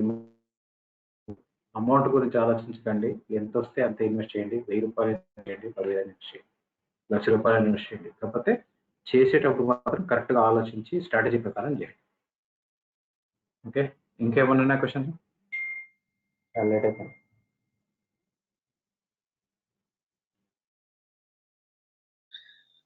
అన్న సినిమా చూపించినాం అన్న మొత్తం 2 గంటలు మోస్ట్లీ ఆల్మోస్ట్. అన్న మనము చూసిన వాళ్ళకి ఎట్లుంటే తీసిన వాళ్ళకి ఎట్లుండాలన్న ఇంకా కంటిన్యూస్ చెప్తున్నాడు పాప అన్న. అన్న మంద అలవాటు ఉంటే బాడీ ఆల్రెడీ అట్లా కాదు, 10 మంది మిగిలిన 30 నీకు మంద అలవాటు బిర్యానీ కూడా ఎక్కలేదు మధ్య. 6 నెలల కష్టం అన్న ఇది మొత్తం.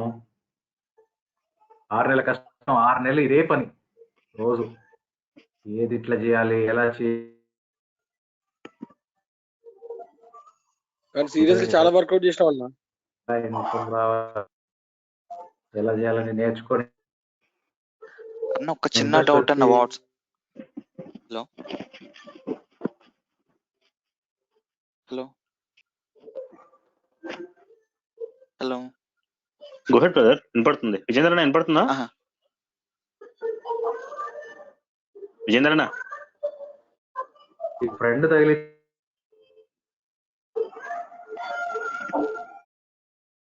ఓకే, ఏదో క్వశ్చన్ ఉందంటే ఇక్కడ. ఎవరు క్వశ్చన్ అడగండి, ఎవరు? సారీ అన్న, ఒకసారి వాట్సాప్ లో ఒక ఇమేజ్ పంపించా అన్న, అదే ఎట్లా అనలైజ్ చేయాలో చూస్తారా అన్న ఒకసారి సిప్ గురించి? అది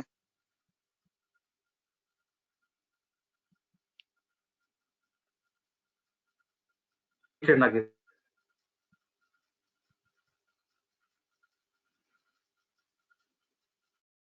విజేంద్ర వాయిస్ బ్రేక్ అవుతుందన్నా.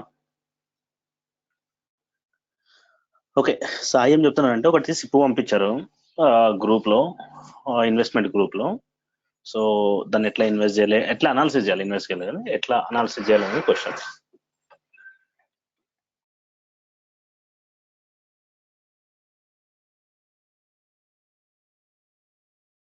అన్న దగ్గర సిగ్నల్ పోయినట్టు కంప్లీట్లీ. ఓకే, ఇప్పుడు వినిపిస్తుందా? సాయి చలో, ఇంకేమైనా క్వశ్చన్స్ ఉన్నాయి బ్రదర్స్? అడగండి. ఆల్రెడీ జనాలు వస్తున్నారు పోతున్నారు, ఆల్రెడీ 10 మంది మిగిలేరు లాస్ట్ కి. క్వశ్చన్ అడిగినామన్నా. క్వశ్చన్ ఏంటంటే సాయి ఒక క్వశ్చన్ పంపించిండు వాట్సాప్ లో. ఓకే ఓకే, ఒకసారి చూడు, ఇన్వెస్ట్మెంట్ గ్రూప్ లో ఒకటి పంపించారు. సో దాని అనాలిసిస్ ఎట్లా చేయాలి?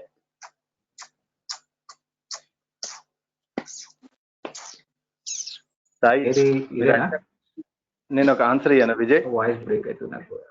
యా విజయ్, సో మీ వాయిస్ బ్రేక్ అవుతుంది కాబట్టి నాది వినిపిస్తుందా రఘు అండ్ సాయి? నా వాయిస్ వినిపిస్తుందా? ఎవరు మాట్లాడేది? నేను కృష్ణకాంత్ బాస్. కృష్ణకాంత్ గారు నమస్కారం.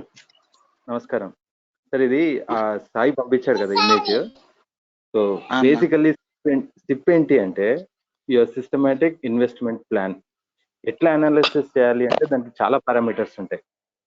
సిప్ ఎవరి దగ్గర తీసుకుంటున్నాము, దానికి ఫండ్ మేనేజర్ ఎవరు, దాని రిటర్న్స్ ఏంటి అని. సో చాలా పారామీటర్స్ ఉంటాయి. కాకపోతే సింపుల్ గా అర్థం చేసుకోవాల్సింది ఏంటి అంటే ఒక 5 years రిటర్న్ ఎంత ఇచ్చిందో దాన్ని బేస్ చేసుకొని you can put the money. అంటే ఇది మీరు అడిగిన క్వశ్చన్ ఎట్లా అంటే లైక్ మనకు ఫ్యూచర్ ముందే తెలిస్తే మీ క్వశ్చన్ కి నేను ఆన్సర్ ఇవ్వచ్చు, కానీ అది తెలియదు ఎవరికి. ఓకే, అంటే యావరేజ్ గా దాని రిటర్న్స్ ఎంత ఉన్నాయి చూసుకొని ఇన్వెస్ట్ చేయడమే అంటారు, అంతేనా? అంతే. ఫర్ ఎగ్జాంపుల్ మీరు ఇచ్చిన దాంట్లో axis long term equity fund అని ఉన్నది. సో 3 year యావరేజ్ వచ్చేసి 19.3 వచ్చింది. So maybe the last 1 year ఒక 50% వచ్చిండొచ్చు, 1 నుంచి 2 years వరకు 12 వచ్చిండొచ్చు. సో ఓకే యావరేజ్ వచ్చేసి మీకు బహుశా 19 వచ్చింది. సో అట్లా అని ఓకే 4th year కూడా 19 వస్తుందని గ్యారంటీ ఇవ్వలేరు, ఆర్ 5th year యావరేజ్ కూడా guarantee ఓకే అని లాంగ్ ఇవ్వలేరు. టర్మ్ కాకపోతే ఇన్వెస్ట్మెంట్ ఓకే కరెక్ట్. సో మీకు అర్థమైంది కదా. So basically when you invest, if 5 years వరకు అది రిటర్న్ అంటే ఆన్ అన్ యావరేజ్ ఒక 12% ఇచ్చింది అంటే that is really doing good. So any SIP if it is giving more than 12% is fantastic number. Excellent. అంటే దానికంటే ఎక్కువ వస్తే ఇంకా మీరు నక్కతొక్క దొక్కినట్టే. కాకపోతే ఏంటి అంటే ఆన్ అన్ యావరేజ్ గా 12% అయితే వస్తుంది జనరల్ గా. ఇప్పటి వరకు హిస్టరీ ప్రకారం ఏంటి అంటే సిప్ లో ఇన్వెస్ట్ చేసిన వాళ్ళు ఎప్పుడు లాస్ అవ్వరు, లేకపోతే మిస్ అవ్వరు. మేబీ ఆ ఒక్క మంత్ కి ఆ ఒక్క అంటే ఆ ఇయర్ కి కొద్దిగా అటు ఇటు బ్యాలెన్స్ అవుతుండొచ్చు, కానీ లెట్స్ సే వెన్ సిప్ అనేది it self is a concept of long term. అంటే దాంట్లో కూడా మీరు చూస్ చేసుకునే దాన్ని బట్టి ఫండ్ ని చూస్ చేసుకోవాలి. లాంగ్ టర్మ్ పెట్టుకుంటున్నారా, షార్ట్ టర్మ్ పెట్టుకుంటున్నారా, దాన్ని బేస్ చేసుకొని మీరు సిప్ ని సెలెక్ట్ చేసుకోవాలన్నమాట. So any equity fund basically long term ఉంటుంది. లాంగ్ టర్మ్ అంటే మీరు మినిమం వెన్ ఐసే లాంగ్ టర్మ్ ఒక 20 years వరకు దాన్ని ముట్టుకోవద్దు. అంటే ఇప్పుడు ఎవ్రీ మంత్ నేను ఒక 500 రూపీస్ ఇన్వెస్ట్ చేస్తున్న ఒక ఫండ్ లో అంటే 20 years వరకు దాని గురించి ఇక మరి మర్చిపోవాలి. 20 years తర్వాతనే నాది ఎట్లా ఉంది అని అప్పుడు చూసుకోవాలి అమౌంట్. సో ఓకే అంటే ఓకే అంటే ఈవెన్ 2021 లో అదే యావరేజ్ తక్కువ ఉన్నా కూడా స్టిల్ మనం 20 years వరకు వెయిట్ చేస్తే